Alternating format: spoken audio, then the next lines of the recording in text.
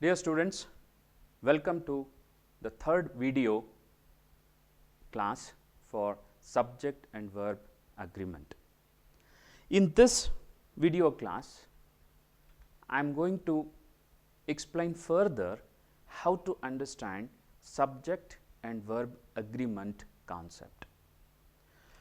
If you can recall, in the first video, I had introduced to you the concept of verb in detail. How to understand a verb and what are the different forms of verbs that we need to know and why we need to know, and then how to use. In the second video class, again I took up an important form of verb that we need in not only to use to understand subject and verb agreement, but also to use English in general. That is the concept of helping verb. ಈ helping verb ಅನ್ನೋದನ್ನು auxiliary verb ಅಂತ ಕೂಡ ಹೇಳ್ತಾರೆ. ಈ auxiliary verb ಅನ್ನೋದು ಏನಿದೆ, ಇದು ಇಂಗ್ಲೀಷ್ನಲ್ಲಿ ಬಹಳ ಮುಖ್ಯವಾಗಿ ನಮಗೆ ಬೇಕಾಗತ್ತೆ. ಯಾಕೆ ಆಕ್ಸಿಲರಿ ವರ್ಬ್ ಅನ್ನೋದನ್ನು ಹೆಲ್ಪಿಂಗ್ ವರ್ಬ್ ಅಂತ ಹೇಳಿ ನೀವು ತಗೊಳ್ಳಿ ಅಂತ ನಾನು ಸಲಹೆ ಕೊಟ್ಟೆ ಅಂತ ಹೇಳಿದ್ರೆ, ಆಕ್ಸಿಲರಿ ಅನ್ನೋ ಪದ ಸ್ವಲ್ಪ ನಿಮಗೆ ಅರ್ಥ ಮಾಡಿಕೊಳ್ಳಿಕ್ಕೆ ಕಷ್ಟ ಕೊಡಬಹುದು, ಆದರೆ ಹೆಲ್ಪಿಂಗ್ ಅನ್ನೋದು ನಿಮಗೆ ಬಹಳ ಸುಲಭವಾಗಿ ನೆನಪಿಟ್ಕೊಳ್ಳಿಕ್ಕೆ ಸಹಾಯ ಆಗುತ್ತೆ. ಹಾಗಾಗಿ ಈ ಹೆಲ್ಪಿಂಗ್ ವರ್ಬ್ ಅನ್ನೋದನ್ನು ನೀವು ಗಮನಿಸಿ ಅಂತ ಹೇಳಿದೆ. ಈ ಹೆಲ್ಪಿಂಗ್ ವರ್ಬ್ ಅನ್ನೋದು ನಮಗೆ ಅರ್ಥ ಆದರೆ ಇಂಗ್ಲಿಷ್ ಭಾಷೆಯ ಬಳಕೆ ಕನ್ನಡ ಮಾತೃಭಾಷಿಗರಿಗೆ ಅಥವಾ ಭಾರತೀಯ ಭಾಷೆಗಳನ್ನು ಬಳಸುವಂಥವರಿಗೆ ಬಹಳ ಸುಲಭ ಆಗತ್ತೆ. ಯಾಕಂದರೆ ಈ ಹೆಲ್ಪಿಂಗ್ ವರ್ಬ್ ಅನ್ನುವ ಭಾಗ ನಮ್ಮ ಭಾಷೆಗಳಲ್ಲಿ ಇಲ್ಲ. ಹಾಗಾಗಿ ನಮಗೆ ಸ್ವಲ್ಪ ಕಷ್ಟ ಕೊಡುತ್ತೆ. ಹೇಗೆ? ಉದಾಹರಣೆಗೆ, ಐ ಆಮ್ ಲರ್ನಿಂಗ್ ಇಂಗ್ಲಿಷ್, ಈ ವಾಕ್ಯ ನಿಮಗೆ ಹೇಳಿದ್ದೆ. ಐ ಆಮ್ ಲರ್ನಿಂಗ್ ಇಂಗ್ಲಿಷ್, ಇದನ್ನು ಕನ್ನಡಕ್ಕೆ ತಗೊಳ್ಳಿ. ಐ ಅಂದ್ರೇನು? ನಾನು. ಇಂಗ್ಲಿಷ್ ಗೊತ್ತಾಗತ್ತೆ. ಲರ್ನಿಂಗ್ ಕಲಿಯುತ್ತಿರುವೆ. ಆಮ್ ಅನ್ನೋದನ್ನು ಹೇಗೆ ಅರ್ಥ ಮಾಡ್ಕೊಳ್ಳೋದು ಅಲ್ವಾ? ಈ ಆಮ್ ಅನ್ನೋ ಪದನ ಕನ್ನಡದಲ್ಲಿ ನಿರ್ದಿಷ್ಟವಾಗಿ ಹೀಗೆ ಅಂತ ಹೇಳಲಿಕ್ಕೆ ಆಗೋದಿಲ್ಲ. ಹಾಗಾಗಿ ನಾವೇನಾಗ್ಬಿಡ್ತೀವಿ ಅಂದರೆ ಐ ಲರ್ನಿಂಗ್ ಇಂಗ್ಲೀಷ್ ಅಂತ ಹೇಳಿಬಿಡ್ತೀವಿ. ಇದರಲ್ಲಿ ಒಂದು ಲಕ್ಷಣ ಇದೆ, ಅಥವಾ ನಮ್ಮ ಕಲಿಕೆಯ ಒಂದು ಗುಣ ಇಲ್ಲಿ ನಾವು ಅರ್ಥ ಮಾಡ್ಕೊಳ್ಳೋದಿದೆ. ಯಾವಾಗಲೂ ಕೂಡ ನೋನ್ ಟು ಅನ್ನೋನ್ ಅಂತ ಹೇಳಿ, ಗೊತ್ತಿರುವ ಭಾಷೆಯಿಂದ ಗೊತ್ತಿಲ್ಲದಿರುವ ಭಾಷೆಯನ್ನು ನಾವು ಕಲಿಬೇಕಾಗತ್ತೆ ಅಂಥೇಳಿ. ಆದರೆ ಕನ್ನಡ ಅಥವಾ ನಮ್ಮ ಮಾತೃಭಾಷೆ ನಾವೇನು ಕಲ್ತಿರ್ತೀವಿ, ಆ ಭಾಷೆಯನ್ನು ಪ್ರತಿ ಬಾರಿಯೂ ಇಂಗ್ಲೀಷ್ನೊಟ್ಟಿಗೆ ಇಟ್ಟು ಟ್ರಾನ್ಸ್ಲೇಟ್ ಮಾಡ್ತಾ ನೋಡೋದು ಅಂತ ಅಲ್ಲ. ಇದು ಹೇಗಪ್ಪ ಅಂತ ಹೇಳಿದ್ರೆ, ಒಂದು ಭಾಷೆ ಹೇಗೆ ಬಳಕೆಯಾಗತ್ತೆ ಅನ್ನೋದು ನಾವು ಬೆಳೀತಾ ನಮ್ಮ ಮಾತೃಭಾಷೆಯಲ್ಲಿ ಕಲ್ತಿರ್ತೇವೆ.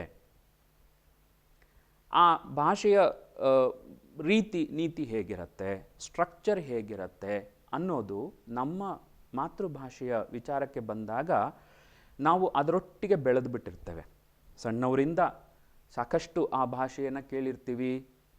ನಮಗೆ ಸ್ಪಷ್ಟವಾಗಿ ಇದೆಲ್ಲ ಅರ್ಥ ಆಗೋದಕ್ಕೆ ಮೊದಲೇ ಆ ಭಾಷೆಯ ಬಳಕೆಯನ್ನು ಅಭ್ಯಾಸದ ಮೂಲಕ ಮನೆಯಲ್ಲಿರುವ ಹಿರಿಯರು ಹೇಳಿಕೊಟ್ರು ಅನ್ನೋ ಕಾರಣಕ್ಕೋ ಅಥವಾ ಅವರೊಟ್ಟಿಗೆ ಮಾತಾಡಬೇಕು ಅನ್ನುವ ಅನಿವಾರ್ಯತೆಗೋ ನಮ್ಮ ಮಾತೃಭಾಷೆಯನ್ನು ನಾವೇನು ಮಾಡಿರ್ತೇವೆ, ಕಲ್ತಿರ್ತೇವೆ. ಈ ಭಾಷೆಯನ್ನು ಆಧಾರವಾಗಿಟ್ಕೊಂಡು, ಬೇಸಾಗಿ ಇಟ್ಕೊಂಡು ನಾವು ಮುಂದಿನ ಭಾಷೆಗೆ ಹೋಗಬೇಕಾಗತ್ತೆ. ಇಲ್ಲಿ ಒಂದು ವಿಶೇಷ ಏನಪ್ಪ ಅಂತ ಹೇಳಿದ್ರೆ, ಈ ಬುನಾದಿ ಅಷ್ಟೇ ಆಗಬೇಕು. ಈ ಬುನಾದಿಯ ಮೇಲೆ ಹೊಸ ಭಾಷೆಯನ್ನು ನೀವು ಕಟ್ಟಬೇಕೇ ಹೊರತು ಈ ಬುನಾದಿಯೇ ಕಟ್ಟಡ ಆಗಲಿಕ್ಕೆ ಅವಕಾಶ ಇಲ್ಲ. ಅವಾಗ ಏನಾಗ್ಬಿಡುತ್ತೆ ಅಂತ ಹೇಳಿದ್ರೆ, ನಾವು ಕಲಿತಿರುವ ಅಥವಾ ನಮ್ಮ ಮಾತೃಭಾಷೆಯ ಲಕ್ಷಣಗಳನ್ನು ಈ ಹೊಸ ಭಾಷೆಗೆ ಸೇರಿಸಿ ಆ ಹೊಸ ಭಾಷೆಯನ್ನು ಅಸ್ಪಷ್ಟವಾಗಿ ಬಳಸೋದಕ್ಕೆ ಆರಂಭಿಸ್ಬಿಡ್ತೇವೆ. ಹಾಗಾಗಿ ಈ ಹೆಲ್ಪಿಂಗ್ ವರ್ಬ್ ಅನ್ನುವ ಭಾಗ ಇದೆಯಲ್ಲ, ಅದನ್ನು ಸ್ಪಷ್ಟವಾಗಿ ನೀವು ಅರ್ಥ ಮಾಡ್ಕೊಳ್ಬೇಕು. ಅದು ನಿಮಗೆ ಅರ್ಥ ಆದಾಗ ಮಾತ್ರ ಈ ಸಬ್ಜೆಕ್ಟ್ ವರ್ಬ್ ಅಗ್ರಿಮೆಂಟಿನ ವಿಷಯ ನಿಮಗೆ ಅರ್ಥ ಆಗಲಿಕ್ಕೆ ಸಾಧ್ಯ ಆಗುತ್ತೆ. ಸೊ ಈ ಹೆಲ್ಪಿಂಗ್ ವರ್ಬ್ ಅನ್ನೋದು ಏನು ಅಂತ ನಾನು ನಿಮಗೆ ಹೇಳಿದ್ದೆ. 2ನೇ ವಿಡಿಯೋದಲ್ಲಿ ಅದರ ಬಗ್ಗೆ ಸಾಕಷ್ಟು ಚರ್ಚೆಯನ್ನು ನಾನು ಮಾಡಿದ್ದೇನೆ. ಈ ವಿಡಿಯೋದ ಡೈಲಾಗ್ ಬಾಕ್ಸ್ನಲ್ಲಿ ಆ 2ನೇ ವಿಡಿಯೋದ ಲಿಂಕ್ ಇರುತ್ತೆ. ಅದನ್ನು ನೀವು ಬಳಸ್ಕೊಂಡು ಮತ್ತೊಮ್ಮೆ ನೀವು 2ನೇ ವಿಡಿಯೋಕ್ಕೆ ಹೋಗಬಹುದು. ಈ ಹೆಲ್ಪಿಂಗ್ ವರ್ಬ್ ಅನ್ನೋದು ಇಂಗ್ಲೀಷ್ನಲ್ಲಿ ನಮಗೆ ಬಹಳ ಮುಖ್ಯ ಆಗತ್ತೆ. ಈ ಹೆಲ್ಪಿಂಗ್ ವರ್ಬಿನ ಬಳಕೆಗೆ 2 ಕಾರಣಗಳನ್ನು ನಾನು ನಿಮಗೆ ಹೇಳಿದ್ದೆ. ಒಂದು, ಇಂಗ್ಲೀಷ್ನಲ್ಲಿ ಕ್ರಿಯೆಯನ್ನು ಸೂಚಿಸುವ ಕ್ರಿಯಾಪದಗಳು ಸ್ವತಃ ನೆಗೆಟಿವ್ ಆಗುವುದಿಲ್ಲ ಅಂತ. ಈ ಕ್ರಿಯೆಯನ್ನು ಸೂಚಿಸುವಂತಹ ವರ್ಬ್ಗಳಿದಾವಲ್ಲ, ಈಗ ಉದಾಹರಣೆಗೆ ನಾನು ಏನು ಮಾಡ್ತಾ ಇದ್ದೇನೆ, ಇಲ್ಲಿ ನಾನು ನಿಮಗೆ ಟೀಚ್ ಮಾಡ್ತಾ ಇದ್ದೇನೆ. ಟೀಚ್ ಅನ್ನುವ ಪದವನ್ನು ತಗೊಳ್ಳಿ. ನೀವೀಗೇನು ಮಾಡ್ತಾ ಇದ್ದೀರಿ, ಇಂಗ್ಲೀಷ್ ಅನ್ನು ಲರ್ನ್ ಮಾಡ್ತಾ ಇದ್ದೀರಿ. ಈ ಟೀಚ್ ಮತ್ತು ಲರ್ನ್ ಅನ್ನುವ ಪದಗಳೇನಿದಾವಲ್ಲ, ಇವನ್ನು ನೀವು ಕ್ರಿಯೆಯನ್ನು ಸೂಚಿಸುವ ಕ್ರಿಯಾಪದಗಳು ಅಂತ ತಗೊಳ್ಳಿ. ಮತ್ತು ನಿಮಗೆ ವರ್ಬಿನ ಬಗ್ಗೆ ಏನಾದರೂ ಸಮಸ್ಯೆ ಇದ್ದರೆ ಈ ಸಬ್ಜೆಕ್ಟ್ ವರ್ಬ್ ಅಗ್ರಿಮೆಂಟಿನ ವಿಡಿಯೋ ತರಗತಿಗಳನ್ನು ನಾನೇನು ಕೊಡ್ತಾ ಇದ್ದೀನಲ್ಲ, ಇದರ ಪಾರ್ಟ್ 1ಗೆ ಹೋಗಿ ಮತ್ತೆ ನೀವು ಅದನ್ನು ಗಮನಿಸಿ, ನಿಮಗೆ ಅಲ್ಲಿ ಇನ್ನೂ ಹೆಚ್ಚು ಸ್ಪಷ್ಟತೆ ಸಿಗತ್ತೆ. ಈ ಟೀಚ್ ಅನ್ನುವುದು ಕಲಿಸುತ್ತಿರುವೆ, ಕಲಿಸುವೆ.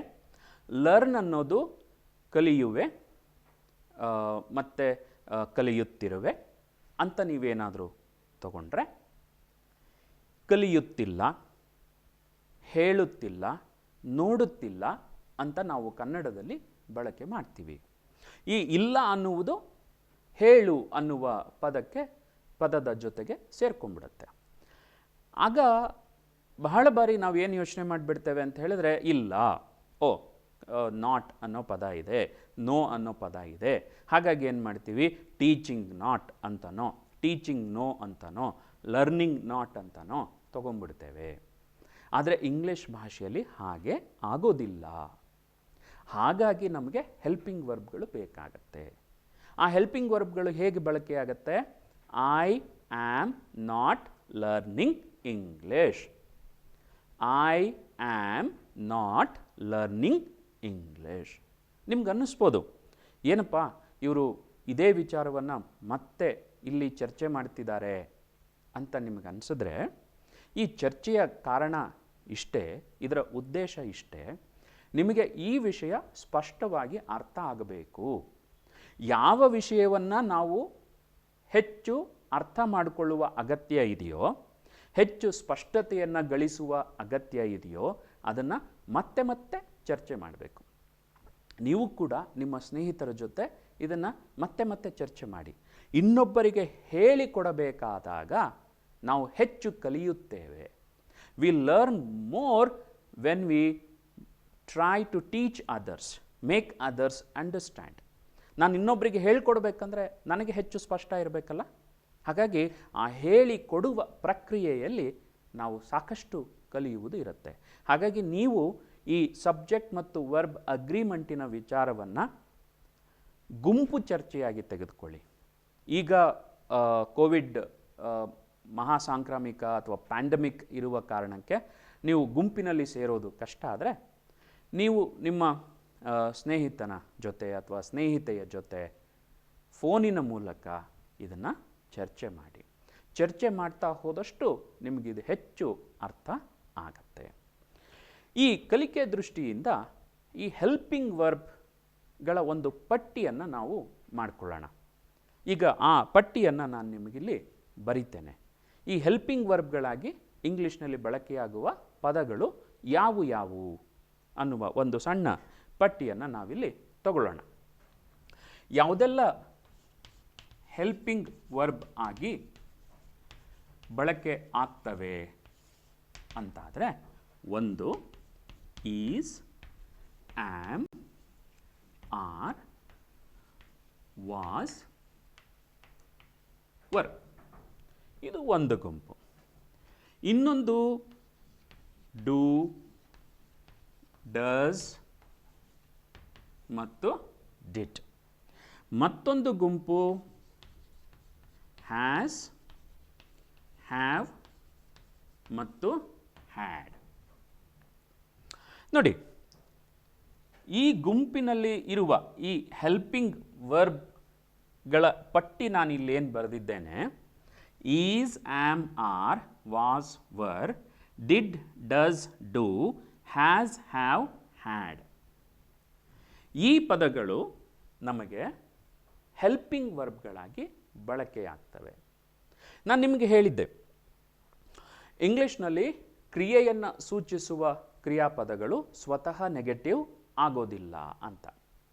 ಇವನ್ನ ಯಾಕೆ ನಾವು ಬಳಸ್ಕೊಳ್ತೀವಿ ನೋಡಿ, is, is not, am, am not, are, are not, was, was not, were, were not, do not, does not, did not, has not, have not, had not.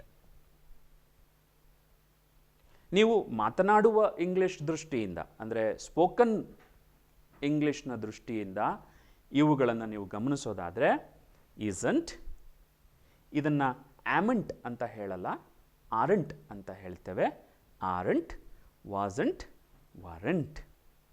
ಹಾಗೆ didn't, doesn't, don't, hasn't, haven't, hadn't. ಇದನ್ನು ಬರೆಯುವ ರೀತಿ ನಿಮಗೆ ಗೊತ್ತಿರುತ್ತೆ. ಒಂದೇ ಒಂದು ಉದಾಹರಣೆಯನ್ನು ಇಲ್ಲಿ ಹೇಳಿಬಿಡ್ತೇನೆ. ಈಸ್ ನಾಟ್, ಈಸ್ ನಾಟ್ ಏನಾಗುತ್ತೆ, ಈಸಂಟ್ ಆಗುತ್ತೆ. ಇದನ್ನು ನಾವು ಶಾರ್ಟ್ ಫಾರ್ಮ್ಸ್ ಅಂತ ಹೇಳ್ತೇವೆ. ಇದನ್ನು ಮಾತನಾಡುವ ಇಂಗ್ಲೀಷ್ನಲ್ಲಿ ನಾವು ಬಳಕೆ ಮಾಡ್ತೇವೆ. ಈಸ್ ನಾಟ್ ಬರೆಯುವುದಾದರೆ ಇಸಂಟ್, ಇಸಂಟ್ ಅನ್ನೋದೇನಾಗುತ್ತೆ, ಮಾತನಾಡುವುದಾಗುತ್ತೆ, ಸ್ಪೋಕನ್ ಲ್ಯಾಂಗ್ವೇಜ್ ಆಗುತ್ತೆ. ನಿಮಗೇನಾದರೂ ಈ ಸ್ಪೋಕನ್ ಇಂಗ್ಲೀಷ್, ರಿಟನ್ ಇಂಗ್ಲೀಷ್ ಇವುಗಳ ನಡುವೆ ಗೊಂದಲ ಇದ್ದರೆ, ಸ್ಪೋಕನ್ ಇಂಗ್ಲೀಷ್ ಅನ್ನೋದು ನಾವು ಕನ್ನಡವನ್ನು ಮಾತಾಡ್ತೀವಲ್ಲ ಹಾಗೆ ಇಂಗ್ಲೀಷ್ ಭಾಷೆಯನ್ನು ಮಾತಾಡೋದು ಅಂತ ಹೇಳಿ. ತುಂಬ ಗೊಂದಲ ಮಾಡಿಕೊಳ್ಬಾರ್ದು. ಒಂದು ಹೇಳುವ ವಿಧಾನ ಇರುತ್ತೆ, ಉಚ್ಚರಿಸುವ ವಿಧಾನ ಇರುತ್ತೆ, ಮತ್ತೊಂದು ವಾಕ್ಯವನ್ನು ಹೇಳುವ ವಿಧಾನ ಒಂದಿರುತ್ತೆ. ಆ ವಿಧಾನವನ್ನು ಅರ್ಥ ಮಾಡ್ಕೊಳ್ಳೋದಷ್ಟನ್ನೇ ನಾವು ಸ್ಪೋಕನ್ ಇಂಗ್ಲೀಷ್ ಅಂತ ಹೇಳ್ತೀವಿ. ಇನ್ನು ಕೆಲವು ಅಂಶಗಳು ಹೇಗಪ್ಪ ಅಂದರೆ, ಈ ರಿಟನ್ ಫಾರ್ಮ್ ಏನಾಗುತ್ತೆ, ವರ್ ನಾಟ್ ಆಗಿರುತ್ತೆ. ಅದನ್ನು ಮಾತಾಡಬೇಕಾದ್ರೆ ನಾವೇನು ಹೇಳ್ತೀವಿ, ವರಂಟ್ ಅಂತ ಹೇಳ್ತೀವಿ. ವಾಸ್ ನಾಟ್, ವಾಸಂಟ್ ಅಂತ ಹೇಳ್ತೀವಿ. ಸೊ ಹೀಗೆ ಈ ಇಂಗ್ಲೀಷ್ ಭಾಷೆಯ ಸ್ಪೋಕನ್ ಫಾರ್ಮ್ ಇದೆಯಲ್ಲ, ಅಲ್ಲಿ ಅದರದ್ದೇ ಆದಂಥ ಒಂದು ವಿಶೇಷತೆ ಇರುತ್ತೆ. ಮತ್ತು ಅದನ್ನು ಡಿಫಿಕಲ್ಟ್ ಅಂತ ಅಂದ್ಕೊಳ್ಬಾರ್ದು, ಅದರ ಬಳಕೆಯ ವಿಧಾನ ಡಿಫ್ರೆಂಟ್ ಆಗಿರುತ್ತೆ ಅಂತ ನೀವು ನೆನಪಿಟ್ಕೊಳ್ಬೇಕು. ಓಕೆ ಡಿಯರ್ ಸ್ಟೂಡೆಂಟ್ಸ್, ಈ ಹೆಲ್ಪಿಂಗ್ ವರ್ಬ್ಗಳ ಬಗ್ಗೆ ನಿಮಗೆ ಒಂದು ಅಂದಾಜು ಈಗ ಬರ್ತಾ ಇದೆ ಅಂತ ಹೇಳಿ ನಾನು ಭಾವಿಸ್ತೇನೆ. ಸೊ ಹೆಲ್ಪಿಂಗ್ ವರ್ಬ್ಗಳನ್ನು ಏನಕ್ಕೆ ನಾವು ಬಳಕೆ ಮಾಡ್ತೀವಿ ಅಂತ ನೀವು ಮತ್ತೆ ನಿಮಗೆ ನೀವು ಹೇಳ್ಕೊಳ್ಳಿ, ಜ್ಞಾಪಿಸ್ಕೊಳ್ಳಿ. ಕ್ರಿಯೆಯನ್ನು ಸೂಚಿಸುವ ಕ್ರಿಯಾಪದಗಳು ಸ್ವತಃ ನೆಗೆಟಿವ್ ಆಗೋದಿಲ್ಲ ಇಂಗ್ಲೀಷ್ನಲ್ಲಿ. ಕ್ರಿಯೆಯನ್ನು ಸೂಚಿಸುವುದು ಇವು ಕ್ರಿಯೆಯನ್ನು ಹೇಳೋದಿಲ್ಲ. ಇವೇನು ಹೇಳ್ತವೆ, ಸ್ಥಿತಿಯನ್ನು ಹೇಳ್ತವೆ. ಹೇಗೆ ಸ್ಥಿತಿಯನ್ನು ಹೇಳ್ತವೆ ಅಂತ ಹೇಳಿದ್ರೆ ನೋಡಿ, ಈಗ ಒಂದು ಪದವನ್ನು ತಗೊಳ್ಳೋಣ. ಆ್ಯಮ್ ಅನ್ನೋ ಪದನ ತಗೊಳ್ಳಿ. I am a teacher. So I am A teacher ಅಂತ ಹೇಳ್ತಾ ಇದ್ದೀನಿ. ಸೊ ಆಮ್ ಅನ್ನೋದು ಯಾವುದೇ ಕ್ರಿಯೆಯನ್ನು ಹೇಳ್ತಾ ಇಲ್ಲ, ಒಂದು ಪಾಠ. ಎರಡನೇದು, ನಾನು ಇನ್ನೊಂದು ಉದಾಹರಣೆಯನ್ನು ಕೊಡ್ತೇನೆ ನೋಡಿ. ಇಲ್ಲಿ ನನ್ನ ಕೈನಲ್ಲಿ ಒಂದು ಪೆನ್ ಇದೆ. ಸೊ ಇದನ್ನು ನಾನು ಏನು ಹೇಳ್ತೇನೆ ಅಂತ ಹೇಳಿದ್ರೆ, ಐ ಹ್ಯಾವ್ ಅ ಪೆನ್ ಅಂತ ಹೇಳ್ತೀನಿ. So I have a pen ಅಂತ ಹೇಳಿದಾಗ ಈ ಪೆನ್ನು ನನ್ನ ಬಳಿ ಇದೆ ಅಂತ ಅಷ್ಟೇ. ಇಲ್ಲಿ ಯಾವುದೇ ಕ್ರಿಯೆಯನ್ನು ಅದು ಸೂಚಿಸ್ತಾ ಇಲ್ಲ. ಸೊ ಇದು ಒಂದು ಸ್ಥಿತಿಯನ್ನು ಹೇಳುತ್ತೆ. ಈ ರೀತಿಯ ಪದಗಳು ಇಂಗ್ಲೀಷ್ನಲ್ಲಿ ಇದ್ದಾವೆ. ಸೊ ಇಂತಹ ಪದಗಳು ನಾವು ಹೆಲ್ಪಿಂಗ್ ವರ್ಬಿಗೆ ತಗೊಳ್ತೀವಿ. ಹಾಂ, ನಿಮ್ಮ ಸಂಶಯ ಕರೆಕ್ಟ್ ಇದೆ. ಇಲ್ಲಿ ಡೂ ಅನ್ನುವ ಪದ ಇದೆಯಲ್ಲ, ಈ ಡೂ ಅನ್ನುವ ಪದ ಕ್ರಿಯೆಯನ್ನು ಸೂಚಿಸುವ ಪದವಾಗಿಯೂ ಬಳಕೆಯಾಗತ್ತೆ. ಐ ಡೂ ದ ವರ್ಕ್, ಆ ಕೆಲಸವನ್ನು ನಾನು ಮಾಡ್ತೇನೆ ಅಂತ ಹೇಳಿ. So I do the work ಅಂತ ಹೇಳಿದಾಗ ಇದು ಕ್ರಿಯೆಯನ್ನು ಸೂಚಿಸುವ ಕೆಲಸ ಮಾಡುತ್ತೆ, ಇಲ್ಲ ಅಂತ ನಾನು ಹೇಳ್ತಾ ಇಲ್ಲ. ಆದರೆ I do not learn English ಅಂತ ಹೇಳಿದಾಗ, I do not learn English ಅಂತ ಹೇಳಿದಾಗ ಇಲ್ಲಿ ಡೂ ಅನ್ನುವ ಪದ ಏನು ಮಾಡ್ತಾ ಇದೆ? ಹೆಲ್ಪಿಂಗ್ ವರ್ಬಿನ ಕೆಲಸವನ್ನು ಮಾಡ್ತಾ ಇದೆ. ಸೊ ಹಾಗಾಗಿ ಈ ಡೂ ಅನ್ನುವ ಪದದ ವಿಚಾರಕ್ಕೆ ಬಂದಾಗ ಸ್ವಲ್ಪ ಸೂಕ್ಷ್ಮತೆ ನಿಮಗೆ ಬೇಕಾಗತ್ತೆ. ಸೊ ನಿಮಗೆ ಈ ಹೆಲ್ಪಿಂಗ್ ವರ್ಬ್ಗಳ ಒಂದು ಪಟ್ಟಿ ನಿಮಗಿಲ್ಲಿ ಈಗ ಸಿಕ್ಕಿದೆ. Is, am, are, was, were, do, does, did, has, have, had. ಇವುಗಳ ವಿಶೇಷತೆ ಏನಪ್ಪ ಅಂದರೆ ಇವನ್ನು ನೀವು ಸ್ವತಃ ನೆಗೆಟಿವ್ ಆಗುವ ಹಾಗೆ ಬಳಕೆ ಮಾಡಬಹುದು. I have a pen, I haven't a pen ಅಂತ ಕೂಡ ನೀವಿಲ್ಲಿ ಹೇಳಲಿಕ್ಕೆ ಅವಕಾಶ ಆಗತ್ತೆ. ಒಂದು, ಐ ಹ್ಯಾವ್ ಲರ್ನ್ಡ್ ಇಂಗ್ಲಿಷ್ ಅಂತ ನಾನು ಹೇಳಿದಾಗ I have not learned English ಅಂತ ಬಳಕೆ ಮಾಡಲಿಕ್ಕೆ ನನಗೆ ಅವಕಾಶ ಆಗತ್ತೆ. ಸೊ ಈ ಮಾಹಿತಿಯನ್ನು ಇಟ್ಕೊಂಡು ನಾವು ಸಬ್ಜೆಕ್ಟ್ ಮತ್ತು ವರ್ಬ್ ಅಗ್ರಿಮೆಂಟನ್ನು ಮುಂದುವರಿಸೋಣ. ಹೆಲ್ಪಿಂಗ್ ವರ್ಬ್ ಬಗ್ಗೆ ನಿಮಗೆ ಸ್ಪಷ್ಟತೆ ಬಂದ ಮೇಲೆ ನೆಕ್ಸ್ಟ್ ಇವುಗಳನ್ನು ಹೇಗೆ ನಾವು ವಾಕ್ಯದಲ್ಲಿ ಗಮನಿಸಬೇಕು ಅನ್ನೋದನ್ನು ನೀವು ಈಗ ಕಲ್ತ್ಕೋಬೇಕಾಗತ್ತೆ. ನೋಡಿ, ಒಂದು ವಾಕ್ಯವನ್ನು ನಾನು ನಿಮಗೆ ಬಳಕೆ ಮಾಡ್ತಾ ಉದಾಹರಣೆಯಾಗಿ ಬಳಕೆಗೆ ಮಾಡ್ಕೊಳ್ತಾ ಬಂದಿದ್ದೇನೆ. ಆ ವಾಕ್ಯ ಇದು: ವಿ ಆರ್ ಲರ್ನಿಂಗ್ ಇಂಗ್ಲಿಷ್. ಈ ವಿ ಆರ್ ಲರ್ನಿಂಗ್ ಇಂಗ್ಲಿಷ್ನಲ್ಲಿ ಇದು ಸಬ್ಜೆಕ್ಟ್ ಆಯಿತು, ಇದು ಆಬ್ಜೆಕ್ಟ್ ಆಯಿತು, ಈ ಭಾಗ ವರ್ಬ್ ಅಂತ ಹೇಳಿ ನಾವು ಹೇಳ್ತೇವೆ. ಸೊ ನಾನು ನಿಮಗೆ ಕಳೆದ ತರಗತಿಯಲ್ಲಿ ಅಂದರೆ ಸಬ್ಜೆಕ್ಟ್ ಮತ್ತು ವರ್ಬ್ ಅಗ್ರಿಮೆಂಟ್ ವಿಡಿಯೋ ತರಗತಿಯ 2ನೇ ಭಾಗದಲ್ಲಿ ನಾನು ನಿಮಗೆ ಸಬ್ಜೆಕ್ಟಿನ ನಂಬರ್ ಮತ್ತು ಪರ್ಸನ್ನಿನ ಬಗ್ಗೆ ಮಾಹಿತಿಯನ್ನು ಕೊಟ್ಟಿದ್ದೆ. ಸೊ ನಮಗೆ ಈ ಸಬ್ಜೆಕ್ಟಿನ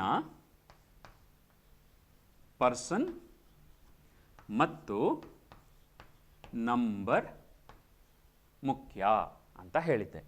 ಈ ವರ್ಬ್ ಏನಿದೆ, ಈ ವರ್ಬ್ ಈ ನಂಬರ್ ಮತ್ತು ಪರ್ಸನ್ನಿಗೆ ಹೊಂದಿಕೆ ಆಗಬೇಕು, ಒಪ್ಪಂದದಲ್ಲಿರಬೇಕು, ಅದು ವಿರುದ್ಧವಾಗಿರಬಾರದು ಅನ್ನುವುದನ್ನು ನಿಮ್ಮ ಗಮನಕ್ಕೆ ತಂದಿದ್ದೆ. 2ನೇ ವಿಡಿಯೋದಲ್ಲಿ ಪರ್ಸನ್ ಮತ್ತು ನಂಬರ್ನ ಬಗ್ಗೆ ವಿವರವಾಗಿ ಚರ್ಚಿಸಿದ್ದೇನೆ. ಮತ್ತೊಮ್ಮೆ ಅಲ್ಲಿ ಹೋಗಿ ನೀವು ಅದನ್ನು ಗಮನಿಸಬಹುದು. ಇಲ್ಲಿ ವಿ ಪದ ಇರೋದ್ರಿಂದ ಆರ್ ಅಂತ ತಗೊಂಡಿದ್ದೀವಿ. ಇದನ್ನು ಪ್ರೆಸೆಂಟ್ ಕಂಟಿನ್ಯೂಯಸ್ ಟೆನ್ಸ್ ಅಂತ ಹೇಳ್ತೀವಿ. ಈ ಭಾಗ ಸರಿ ಇದೆ ಅಂತ ನಾವು ಹೇಗೆ ಅರ್ಥ ಮಾಡ್ಕೊಳ್ಳೋದು? ನೋಡಿ, ಒಂದು ಸರಳವಾದ ಒಂದು ದಾರಿಯನ್ನು ತಗೊಳ್ಳೋಣ. ಅದನ್ನು ಸ್ಟ್ರಕ್ಚರ್ ಅಂತ ತಗೊಳ್ಳಿ. ಹೇಗೆ ನೋಡಿ, ಇಲ್ಲಿ ಸಬ್ಜೆಕ್ಟ್ ಇದೆಯಾ? ಓಕೆ, ಸೊ ಸಬ್ಜೆಕ್ಟ್ ಬಂತು. ಇದನ್ನು ಹೀಗೆ ತಗೊಳ್ಳಿ: is, am, are plus present participle verb. Okay, so ನಾನು ನಿಮಗೆ ಈ ಸಬ್ಜೆಕ್ಟ್ ಮತ್ತು ವರ್ಬ್ ಅಗ್ರಿಮೆಂಟನ್ನು ಅರ್ಥ ಮಾಡಿಕೊಳ್ಳುವ ಇನ್ನೊಂದು ವಿಧಾನ ಪರಿಚಯ ಮಾಡಿಸ್ತಾ ಇದ್ದೇನೆ. ನಿಮಗೆ ಇಂಗ್ಲಿಷ್ ಭಾಷೆಯಲ್ಲಿ ವರ್ಡ್ ಆರ್ಡರ್ ಮುಖ್ಯ ಅನ್ನುವುದನ್ನು ನೀವು ನೆನಪಿಟ್ಕೊಂಡಿದ್ದೀರಿ ಅಂತ ಹೇಳಿ ನಾನು ಭಾವಿಸ್ತೇನೆ. ಈ ವರ್ಡ್ ಆರ್ಡರ್ ಇಂಗ್ಲೀಷ್ನಲ್ಲಿ ಪದಗಳ ಜೋಡಣೆ ತುಂಬ ಮುಖ್ಯ ಆಗತ್ತೆ. ನೋಡಿ, ಇದನ್ನು ಪ್ರೆಸೆಂಟ್ ಕಂಟಿನ್ಯೂಯಸ್ ಟೆನ್ಸ್ ಅಂತ ಹೇಳಿದೆ. ಈ ಪ್ರೆಸೆಂಟ್ ಕಂಟಿನ್ಯೂಯಸ್ ಟೆನ್ಸ್ ಯಾವಾಗ ಬಳಕೆ ಆಗುತ್ತೆ ಅಂದರೆ, ಮಾತನಾಡುವ ಸಂದರ್ಭದಲ್ಲಿ ನಡೆಯುತ್ತಿರುವ ಕ್ರಿಯೆಗಳನ್ನು ಹೇಳಲಿಕ್ಕೆ ಬಳಕೆ ಮಾಡ್ತೇವೆ. ಈ ಟೆನ್ಸ್ ಇನ್ನೂ 2-3 ಕೆಲಸಗಳಿಗೆ ಬರುತ್ತೆ, ಆದರೆ ನಾನು ಒಂದು ಫಂಕ್ಷನನ್ನು ಮಾತ್ರ ಇಲ್ಲಿ ನಿಮ್ಮ ಗಮನಕ್ಕೆ ತರ್ತಾ ಇದ್ದೇನೆ. ಸೊ ಈ ಸಬ್ಜೆಕ್ಟ್ ಇದೆಯಲ್ಲ, ಈ ಸಬ್ಜೆಕ್ಟ್ನ ಜೊತೆಗೆ ಪ್ರೆಸೆಂಟ್ ಕಂಟಿನ್ಯೂಯಸ್ ಟೆನ್ಸಲ್ಲಿ ನಿಮಗೆ 3 ಆಪ್ಷನ್ಸ್ ಇರುತ್ತೆ: ಈಸ್, ಆ್ಯಮ್ ಮತ್ತು ಆರ್. ಈಗ ಇದನ್ನು ಹೇಗೆ ಬಳಕೆ ಮಾಡ್ಕೊಳ್ಬೇಕು ನಾವು? ಈ ಸಬ್ಜೆಕ್ಟಿನ ಪರ್ಸನ್ ಮತ್ತು ನಂಬರಿನ ಮೇಲೆ ಇವುಗಳನ್ನು ನಾವು ಆಯ್ಕೆ ಮಾಡಿಕೊಳ್ಬೇಕು. ಕಷ್ಟ ಅಂತ ನಿಮಗೆ ಅನ್ನಿಸ್ತಾ ಇರ್ಬೋದು, ಆದರೆ ಒಂದು 2-3 ಬಾರಿ ನೀವು ಅಭ್ಯಾಸ ಮಾಡಿಬಿಟ್ರೆ ನಿಮಗಿದು ಗೊತ್ತಾಗಲಿಕ್ಕೆ ಶುರುವಾಗತ್ತೆ. ಇಂಗ್ಲೀಷಿನ ವಿಶೇಷತೆ ಏನಪ್ಪ ಅಂದರೆ, ಈ ರೀತಿಯ ಫಿಕ್ಸ್ಡ್ ಯೂಸೇಜಸ್ ಇದೆ ಭಾಷೆಯಲ್ಲಿ. ಸ್ವಲ್ಪ ನೀವು ಇದನ್ನು ಅರ್ಥ ಮಾಡ್ಕೊಳ್ಬೇಕು. ಈಗ ಉದಾಹರಣೆಗೆ ಇಲ್ಲಿ 3 ಕಾಲಗಳಿದ್ದಾವೆ ಅಂತ ನಿಮಗೆ ಗೊತ್ತು: present tense, past tense, future tense. ಈ ಪ್ರತಿಯೊಂದು ಟೆನ್ಸಿಗೂ 4 ಫಾರ್ಮ್ ಇರುತ್ತೆ: ಸಿಂಪಲ್, ಕಂಟಿನ್ಯೂಯಸ್, ಪರ್ಫೆಕ್ಟ್ ಮತ್ತು ಪರ್ಫೆಕ್ಟ್ ಕಂಟಿನ್ಯೂಯಸ್ ಟೆನ್ಸ್ ಅಂತ ಹೇಳಿ. ಸೊ 4×3 12 ಅಂತ ಇಟ್ಕೊಳ್ಳಿ. ಸೊ ಅಲ್ಲಿಗೆ 12 ಸ್ಟ್ರಕ್ಚರ್ಸ್ ನಿಮಗೆ ಗೊತ್ತಾಗ್ಬಿಟ್ರೆ ಸಬ್ಜೆಕ್ಟ್ ಮತ್ತು ವರ್ಬ್ ಅಗ್ರಿಮೆಂಟನ್ನು ಹುಡುಕೋದು ಸುಲಭ ಆಗತ್ತೆ. ಸೊ 12 ಈಗ ಗಣಿತದ ಸೂತ್ರಗಳನ್ನು ನೀವು ನೆನ್ಪಿಟ್ಕೋತಿರಲ್ಲ, ಫಾರ್ಮುಲಾಗಳನ್ನು ನೆನ್ಪಿಟ್ಕೋತಿರಲ್ಲ, ಹಾಗೆ ಇಲ್ಲೂ ಕೂಡ ಸ್ವಲ್ಪ ಶ್ರಮ ಹಾಕಿದ್ರೆ ಈ ಸೂತ್ರದ ರೂಪದಲ್ಲಿ ಇದನ್ನು ನೆನ್ಪಿಟ್ಕೊಳ್ಬೋದು. ಸೊ ಈ ಸಬ್ಜೆಕ್ಟಿನ ಜೊತೆಗೆ 3 ಹೆಲ್ಪಿಂಗ್ ವರ್ಬ್ ಇಲ್ಲಿ ನಮಗೆ ಸಿಕ್ತು: ಈಸ್, ಆ್ಯಮ್, ಆರ್. ಯಾವುದೆಲ್ಲ ಬಳಕೆ ಆಗತ್ತೆ? ಪರ್ಸನ್ ಮತ್ತು ನಂಬರ್. ಫಸ್ಟ್ ಪರ್ಸನ್ ಸಿಂಗ್ಯುಲರ್ ಬಂದಾಗ ಆ್ಯಮ್ ಬಳಕೆ ಮಾಡ್ತೀವಿ. ಥರ್ಡ್ ಪರ್ಸನ್ ಸಿಂಗ್ಯುಲರ್ ಬಂದಾಗ ನಾವೇನು ಮಾಡ್ತೀವಿ? ಈಸ್ ಬಳಕೆ ಮಾಡ್ತೇವೆ. ಉಳಿದ ಪರ್ಸನ್ಸಿಗೆ ಅಂದರೆ ಫಸ್ಟ್ ಪರ್ಸನ್ ಪ್ಲೂರಲ್ ವಿ, ಮತ್ತು ಸೆಕೆಂಡ್ ಪರ್ಸನ್ ಸಿಂಗ್ಯುಲರ್ ಮತ್ತು ಪ್ಲೂರಲ್ ಯು, ಹಾಗೆ ಥರ್ಡ್ ಪರ್ಸನ್ ಪ್ಲೂರಲ್ ದೇ ಬಂದಾಗ ನಾವೇನು ತಗೊಳ್ತೀವಿ? ಆರ್ ತಗೊಳ್ತೀವಿ. ಎಲ್ಲ ನೌನ್ಗಳು ಥರ್ಡ್ ಪರ್ಸನ್ ಆಗತ್ತೆ ಅನ್ನುವುದನ್ನು ನಿಮ್ಮ ಗಮನಕ್ಕೆ ನಾನೀಗಾಗಲೇ ತಂದಿದ್ದೇನೆ. ಈ ಥರ್ಡ್ ಪರ್ಸನ್ ಸಿಂಗ್ಯುಲರ್ ಅಲ್ವಾ ನೌನ್. ಸೊ ಹಾಗಾಗಿ ಇಲ್ಲಿ ಏನಾಗುತ್ತೆ ಅಂದರೆ, ರವಿ ಈಸ್ ಲರ್ನಿಂಗ್ ಆಗತ್ತೆ, ರಾಣಿ ಈಸ್ ಲರ್ನಿಂಗ್ ಅಂತ ಆಗತ್ತೆ. Ravi and Rani R learning ಅಂತ ಆಗತ್ತೆ. ಸೊ ನೀವು ಸಬ್ಜೆಕ್ಟ್ ವರ್ಬ್ ಅಗ್ರಿಮೆಂಟ್ ಅಂತ ಹೇಳಿದಾಗ ಒಂದು ಹೆಲ್ಪಿಂಗ್ ವರ್ಬ್ಗಳನ್ನು ಅರ್ಥ ಮಾಡ್ಕೊಳ್ಬೇಕಾಗತ್ತೆ. ಎರಡನೇದು ಈ ಮೇನ್ ವರ್ಬ್ ಅನ್ನುವ ಭಾಗವನ್ನು ಕೂಡ ನೀವು ಗಮನಿಸಬೇಕಾಗತ್ತೆ. ಸಬ್ಜೆಕ್ಟ್ ವರ್ಬ್ ಅಗ್ರಿಮೆಂಟಿನ ಒಳಗಡೆ ವರ್ಬ್ ನಡುವಿನ ಅಗ್ರಿಮೆಂಟ್ ಕೂಡ ಮುಖ್ಯ ಆಗತ್ತೆ. ಸೊ ಇಲ್ಲಿ ಈಸ್, ಆ್ಯಮ್, ಆರ್ ಹೆಲ್ಪಿಂಗ್ ವರ್ಬಿನ ಜಾಗದಲ್ಲಿ ಬಂದಾಗ ಮೇನ್ ವರ್ಬ್ ಯಾವುದಾಗಿರಬೇಕು? ಪ್ರೆಸೆಂಟ್ ಪಾರ್ಟಿಸಿಪಲ್ ವರ್ಬ್ ಆಗಿರಬೇಕು. ಏನಿದು ಪ್ರೆಸೆಂಟ್ ಪಾರ್ಟಿಸಿಪಲ್ ವರ್ಬ್? ಇದರ ಬಗ್ಗೆ ಮೊದಲನೇ ವಿಡಿಯೋದಲ್ಲಿ ನಾನು ಚರ್ಚೆ ಮಾಡಿದ್ದೇನೆ. ಇಂಗ್ಲಿಷ್ ಭಾಷೆಯಲ್ಲಿ ಬರುವ ವರ್ಬ್ಗಳನ್ನು 4 ವಿಂಗಡಿಸ್ಕೊಳ್ತೇವೆ: present verb, present participle verb, past verb ಮತ್ತು ಪಾಸ್ಟ್ ಪಾರ್ಟಿಸಿಪಲ್ ವರ್ಬ್. ಈ ಪದಗಳಿಗೆ ನಿಮ್ಮ ಇಂಗ್ಲಿಷ್ ಶಿಕ್ಷಕರು ಬೇರೆ ಪದಗಳನ್ನು ಕೂಡ ಹೇಳಿದ್ದಿರ್ಬೋದು. ಈಗ ನಾನು ಪ್ರೆಸೆಂಟ್ ವರ್ಬ್ ಅಂತ ಏನು ಹೇಳ್ತಾ ಇದ್ದೇನೆ ಅದಕ್ಕೆ ಅವರು ಇನ್ಫಿನಿಟಿವ್, ಇನ್ಫೈನೈಟ್ ವರ್ಬ್ ಅಥವಾ ಇನ್ಫಿನಿಟಿವ್ ಅಂತ ಹೇಳಿರುವ ಸಾಧ್ಯತೆ ಕೂಡ ಇರುತ್ತೆ. ಅದು ಒಂದು ಪಾರ್ಟ್. ಇನ್ನೊಂದು ಪಾರ್ಟ್ ನೀವು ಹೇಗೆ ನೆನ್ಪಿಟ್ಕೊಳ್ಬೋದು ನೋಡಿ. ಈಗ ಉದಾಹರಣೆಗೆ WRITE ರೈಟ್ ಅನ್ನೋ ಪದ ತಗೊಳ್ಳಿ. Write, writing, wrote, written. Write present verb, writing present participle verb ING ಇರುವಂಥದ್ದು. ನಂತರ ರೋಟ್ WROTE ರೋಟ್ ಬರದೆ, ರಿಟನ್ WRITTEN. ಒಂದು ಇನ್ನೊಂದು ಉದಾಹರಣೆನೂ ಕೂಡ ನೀವು ತಗೊಳ್ಬಹುದು. ಹೇಗೆ ನೋಡಿ, ಕ್ಲೋಸ್ ಅನ್ನುವ ಪದನ ತಗೊಳ್ಳಿ. CLOSE, CLOSE, close, ಮುಚ್ಚೋದು.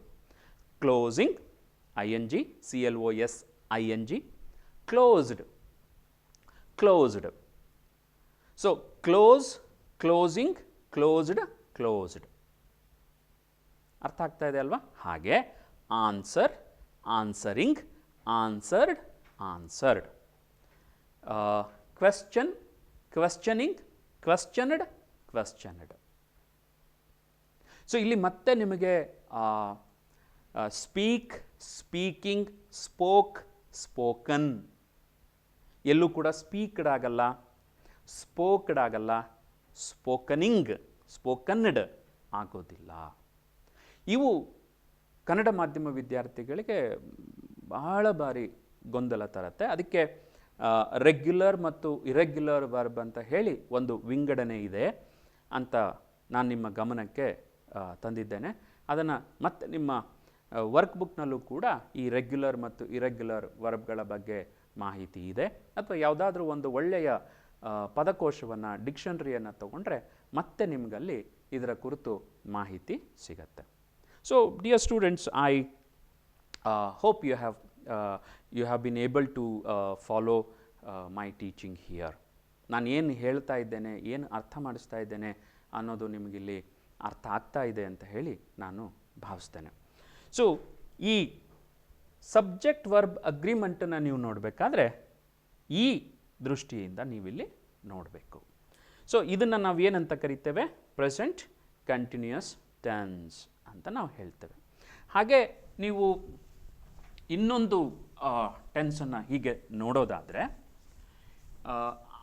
ಆ ಟೆನ್ಸ್ ಪ್ರೆಸೆಂಟ್ನಲ್ಲೇ ಬರುವಂಥ ಒಂದು ಭಾಗ ಯಾವುದು ಅಂತ ಹೇಳಿದ್ರೆ ನೋಡಿ, subject plus has, have plus past participle verb. Okay, ಇದು ಯಾವುದು? ಇದನ್ನು ಪ್ರೆಸೆಂಟ್ ಪರ್ಫೆಕ್ಟ್ ಟೆನ್ಸ್ ಅಂತ ಹೇಳ್ತಾರೆ. Present perfect tense. ಸೊ ಇಲ್ಲಿ ಹೆಲ್ಪಿಂಗ್ ವರ್ಬ್ ಆಗಿ ಯಾವುದನ್ನು ಬಳಕೆ ಮಾಡ್ತಾ ಇದ್ದೀವಿ? ಹ್ಯಾಸ್ ಮತ್ತು ಹ್ಯಾವನ್ನು ಬಳಕೆ ಮಾಡ್ತಾ ಇದ್ದೀವಿ. ಈ ಹ್ಯಾಸ್ ಮತ್ತು ಹ್ಯಾವ್ ಎಗೈನ್ ಎರಡರಲ್ಲಿ ಯಾವುದನ್ನು ಆಯ್ಕೆ ಮಾಡಿಕೊಳ್ಬೇಕು ಅಂತ ಬಂದಾಗ ಮತ್ತೆ ಈ ಸಬ್ಜೆಕ್ಟಿನ ಪರ್ಸನ್ ಮತ್ತು ನಂಬರಿನ ಮೇಲೆ ಇದನ್ನು ಅವಲಂಬಿಸ್ತೇವೆ. ಹೇಗೆ ನೋಡಿ, Ravi has taken my book. ನೋಡಿ, Ravi has taken my book. So Ravi ಇರೋದ್ರಿಂದ ಇಲ್ಲೇನಾಗಬೇಕು? ಹ್ಯಾಸ್ ಟೇಕನ್ ಆಗಬೇಕು. ಹಾಗೆ you have taken my book. ಇಲ್ಲಿ ಯು ಬಂದ ಕಾರಣಕ್ಕೆ ನೀವಿಲ್ಲಿ ಯಾವುದನ್ನು ಬಳಸ್ತಾ ಇದ್ದೀರಿ? ಹ್ಯಾವನ್ನು ಬಳಸ್ತಾ ಇದ್ದೀರಿ. ಓಕೆ, ಈಗ ಮತ್ತೆ ನೀವು ಇನ್ನೊಂದು ವಿಷಯನ ಗಮನಿಸಬೇಕು. ಈ ಸಬ್ಜೆಕ್ಟ್ ಮತ್ತು ವರ್ಬ್ ಅಗ್ರಿಮೆಂಟ್ ಅಂತ ಹೇಳಿದಾಗ ಈ ಸಹಾಯಕ ಕ್ರಿಯಾಪದ ಏನು ಬಳಕೆ ಇದೆಯಲ್ಲ, ಇದರ ಜೊತೆಗೆ ನಿರ್ದಿಷ್ಟವಾದಂತಹ ಮೇನ್ ವರ್ಬನ್ನು ನಾವು ಬಳಸಬೇಕಾಗತ್ತೆ. ಇಲ್ಲಿ ಯಾವುದು? ಪಾಸ್ಟ್ ಪಾರ್ಟಿಸಿಪಲ್ ಟೇಕನ್ ಅಂತ ನೀವು ಬಳಸಬೇಕಾಗತ್ತೆ. ಸೊ ಇಲ್ಲೇನಾದರೂ ನೀವು I have taking a book ಅಂತ ನೀವೇನಾದರೂ ಹೇಳಿದ್ರೆ, Ravi has taking my book ಅಂತ ಹೇಳಿದ್ರೆ, ಅಥವಾ Ravi has took my book ಅಂತ ಹೇಳಿದ್ರೆ ತಪ್ಪಾಗತ್ತೆ. ಈ ಎರಡು ಹೆಲ್ಪಿಂಗ್ ವರ್ಬ್ಗಳು ಬಂದಾಗ ಇದೇ ಮೇನ್ ವರ್ಬ್ ಆಗಿ ಬರಬೇಕು. ಹಾಂ, ನಿಮಗೆ ಮೇನ್ ವರ್ಬ್ ಅಂದರೆ ಏನು ಅನ್ನೋದೇನಾದರೂ ಮತ್ತೆ ಪ್ರಶ್ನೆ ಬರ್ತಾ ಇದ್ರೆ, ಗೊಂದಲ ಬರ್ತಾ ಇದ್ರೆ ಹೇಳ್ತೇನೆ ನೋಡಿ. ವಾಕ್ಯದಲ್ಲಿ ಯಾವುದು ಕ್ರಿಯೆಯನ್ನು ಸೂಚಿಸ್ತಾ ಇದೆಯೋ ಅದನ್ನು ನಾವು ಮೇನ್ ವರ್ಬ್ ಅಂತ ಹೇಳ್ತೇವೆ. ಸೊ ಒಂದು ಸೆಂಟೆನ್ಸ್ನಲ್ಲಿ ಯಾವಾಗಲೂ ಒಂದೇ ಮೇನ್ ವರ್ಬ್ ಇರುತ್ತೆ, ಅದನ್ನು ನೀವು ನೆನಪಿಟ್ಕೊಳ್ಬೇಕು. ಒಂದಕ್ಕಿಂತ ಹೆಚ್ಚು ಹೆಲ್ಪಿಂಗ್ ವರ್ಬ್ಗಳಿಗೆ ಅವಕಾಶ ಇರುತ್ತೆ. ಅದು ಹೇಗೆ ಅಂತ ಹೇಳಿ ನಾನು ನಿಮಗೆ ಹೇಳ್ತೇನೆ. ಸೊ ಇದು subject, has, have plus past participle verb. ಇವನ್ನ ಗಮನಿಸಬೇಕಾದ್ರೆ 10 ನಿಮಿಷದ ಹಿಂದೆ ನಾನು ನಿಮಗೆ ಬೋರ್ಡಿನ ಮೇಲೆ ಹೆಲ್ಪಿಂಗ್ ವರ್ಬ್ಗಳ ಒಂದು ಪಟ್ಟಿಯನ್ನು ಬರೆದಿದ್ದೆ. ಅದನ್ನು ನೀವು ನೆನಪು ಮಾಡ್ಕೋಬೇಕು. ಆ ಹೆಲ್ಪಿಂಗ್ ವರ್ಬ್ಗಳನ್ನು ಯಾವುದನ್ನೆಲ್ಲ ನಾವು ಲಿಸ್ಟ್ ಮಾಡಿದ್ವಿ ಅನ್ನೋದನ್ನು ನೀವು ಮತ್ತೆ ನೆನಪು ಮಾಡ್ಕೊಳ್ಬೇಕು. Is, am, are, was, were, has, have, had ಮತ್ತು ಡೂ, ಡಸ್, ಡಿಡ್ ಪದಗಳನ್ನು ಪಟ್ಟಿ ಮಾಡಿದ್ವಿ. ಓಕೆ, ಈಗ ಮತ್ತಿನ್ನೊಂದು ವಾಕ್ಯವನ್ನು ನೋಡುವ. ಈ ವಾಕ್ಯ ಯಾವ ಟೆನ್ಸಲ್ಲಿದೆ ಅಂತ ಹೇಳಿದ್ರೆ ಪಾಸ್ಟ್ ಕಂಟಿನ್ಯೂಯಸ್ ಟೆನ್ಸಲ್ಲಿ ಇದೆ. ಇದು ಹೇಗಿರುತ್ತೆ ನೋಡಿ. Subject plus was, var plus present participle verb. So ಇಲ್ಲಿ ಏನಾಯಿತು, ವಾಸ್ ಮತ್ತು ವರ್ಬ್ ಬಳಕೆ ಆಗ್ತಾ ಇದೆ. ಈ ಜಾಗದಲ್ಲಿ ನಾವು ಈಸ್, ಆಮ್, ಆರ್ ಅನ್ನು ಬಳಸಿದ್ವಿ. ನಿಮಗೆ ಅದು ನೆನಪಿದೆ ಅಂತ ಅಂದ್ಕೊಳ್ತೇನೆ. Is, am, are. Is, am, are ಬಂದರೆ ಅವಾಗ ಏನಾಗುತ್ತೆ, ಅದು ಪ್ರೆಸೆಂಟ್ ಕಂಟಿನ್ಯೂಯಸ್ ಟೆನ್ಸ್ ಆಗುತ್ತೆ, ನಡೆಯುತ್ತಿರುವ ಕ್ರಿಯೆಯನ್ನು ಹೇಳ್ತೇವೆ. ಇಲ್ಲಿ ಈಸ್, ಆಮ್, ಆರ್ನ ಬದಲು ವಾಸ್ ಮತ್ತು ವರ್ ಬಂದರೆ ಭೂತಕಾಲದಲ್ಲಿ ಕ್ರಿಯೆ ಹೇಗೆ ನಡೀತಾ ಇತ್ತು ಅಂತ ವಿವರಿಸ್ತಾ ಇದ್ದೇವೆ ಅಂಥೇಳಿ. ಈಗ ಉದಾಹರಣೆಗೆ ನಾನು ಈಗ ನಿಮಗೆ ಪಾಠ ಹೇಳ್ತಾ ಇದ್ದೇನೆ. So I am teaching you now. ನಿನ್ನೆ ಬಹುಶಃ ಇದೇ ಹೊತ್ತಿನಲ್ಲಿ ನಾನು ನಿಮಗೆ ಪಾಠ ಹೇಳ್ತಾ ಇದ್ದೆ ಅಂತ ನಾನು ಹೇಳೋದಾದರೆ ಐ ವಾಸ್ ಟೀಚಿಂಗ್ ಯು ಅಂತ ಹೇಳ್ತೇನೆ. ಐ ಆಮ್ ಟೀಚಿಂಗ್ ಯು ಅಂದರೆ ಈಗ ಪಾಠ ಹೇಳ್ತಾ ಇದ್ದೇನೆ, ಹೇಳುತ್ತಿರುವೆ. ಐ ವಾಸ್ ಟೀಚಿಂಗ್ ಯು ಅಂದರೆ ನಾನು ನಿಮಗೆ ಪಾಠವನ್ನು ಹೇಳುತ್ತಾ ಇದ್ದೆ, ಭೂತಕಾಲದಲ್ಲಿ ಕ್ರಿಯೆ ನಡೀತಾ ಇತ್ತು ಅಂತ ಹೇಳ್ತಾ ಇದ್ದೇನೆ. ಸೊ ಇದು ನೀವು ಅರ್ಥ ಮಾಡ್ಕೊಳ್ಬೇಕು. ಸೊ ಸಬ್ಜೆಕ್ಟ್ ವರ್ಬ್ ಅಂತ ಹೇಳಿದಾಗ ಮೇನ್ ವರ್ಬ್ ಮತ್ತು ಹೆಲ್ಪಿಂಗ್ ವರ್ಬ್ಗಳ ಏನು ಸಹಸಂಬಂಧನೂ ಕೂಡ ಸರಿ ಇರಬೇಕು. ಸಬ್ಜೆಕ್ಟ್ ಮತ್ತು ವರ್ಬಿನ ಸಹಸಂಬಂಧ ಕೂಡ ಸರಿ ಇರಬೇಕು. ಸೊ ಇಲ್ಲಿ ವಾಸ್ ಮತ್ತು ವರ್ಬ್ ಮತ್ತು ಸಬ್ಜೆಕ್ಟಿನ ನಂಬರ್ ಮತ್ತು ಪರ್ಸನ್ ಇಲ್ಲಿ ಹೇಗೆ ತಗೊಳ್ತೀರಿ? ಐ, ಹಿ, ಶಿ, ಇಟ್ ಬಂದಾಗ ನಾವು ಏನನ್ನು ಬಳಸ್ಕೊಳ್ತೀವಿ? ವಾಸನ್ನು ಬಳಸ್ಕೊಳ್ತೀವಿ. ವಿ, ಯು ಮತ್ತು ದೇ ಬಂದಾಗ ನಾವೇನು ಬಳಸ್ಕೊಳ್ತೀವಿ? ವರನ್ನು ಬಳಸ್ಕೊಳ್ತೀವಿ. ಮತ್ತಿಲ್ಲಿ ಮತ್ತಿನ್ನೊಂದು ವಿಷಯ ನೆನ್ಪಿಟ್ಕೊಳ್ಬೇಕು. ರವಿ ಅಂತ ಬಂದಾಗ ಅಂದರೆ ನೌನ್ ಸಿಂಗ್ಯುಲರ್ ಬಂದಾಗ ವಾಸ್ ಆಗತ್ತೆ. ರಾಣಿ ಅಂತ ಬಂದಾಗ ಮತ್ತೆ ವಾಸ್ ಆಗತ್ತೆ. ಇವರಿಬ್ಬರೂ ಬಂದರೆ ರವಿ ಆ್ಯಂಡ್ ರಾಣಿ ಅಂತ ನೀವು ತಗೊಂಡ್ರೆ ಅವಾಗೇನಾಗತ್ತೆ? ರವಿ ಆ್ಯಂಡ್ ರಾಣಿ ಬಂದಾಗ ನೀವಲ್ಲೇನು ಮಾಡಬೇಕಾಗತ್ತೆ? ವರನ್ನು ಬಳಕೆ ಮಾಡಬೇಕಾಗತ್ತೆ. ಭಾಳ ಸರಿ ಇಲ್ಲಿ ಗೊಂದಲ ಆಗುತ್ತೆ ನಿಮಗೆ, ಹಾಗಾಗಿ ಈ ಉದಾಹರಣೆಯನ್ನು ಬರೀತಾ ಇದ್ದೇನೆ ನೋಡಿ. ರವಿ ಅನ್ನುವ ನಾಮಪದಕ್ಕೆ ಬದಲಾಗಿ ನೀವೇನು ಮಾಡ್ತೀರಿ? ಹಿ ಅನ್ನೋ ಪದ ತಗೊಳ್ತೀರಿ. ರಾಣಿ ಅನ್ನುವ ಪದಕ್ಕೆ ನೀವೇನು ಮಾಡ್ತೀರಿ? ಶಿ ಅಂತ ತಗೊಳ್ತೀರಿ. ರವಿ ಆ್ಯಂಡ್ ರಾಣಿ ಅಂತ ಬಂದಾಗ ಅದು ಪ್ಲೂರಲ್ ಆಗುತ್ತೆ. ಇವೆರಡೂ ಪದಗಳಿಗೆ ಬದಲಾಗಿ ನೀವೇನು ತಗೊಳ್ತೀರಿ?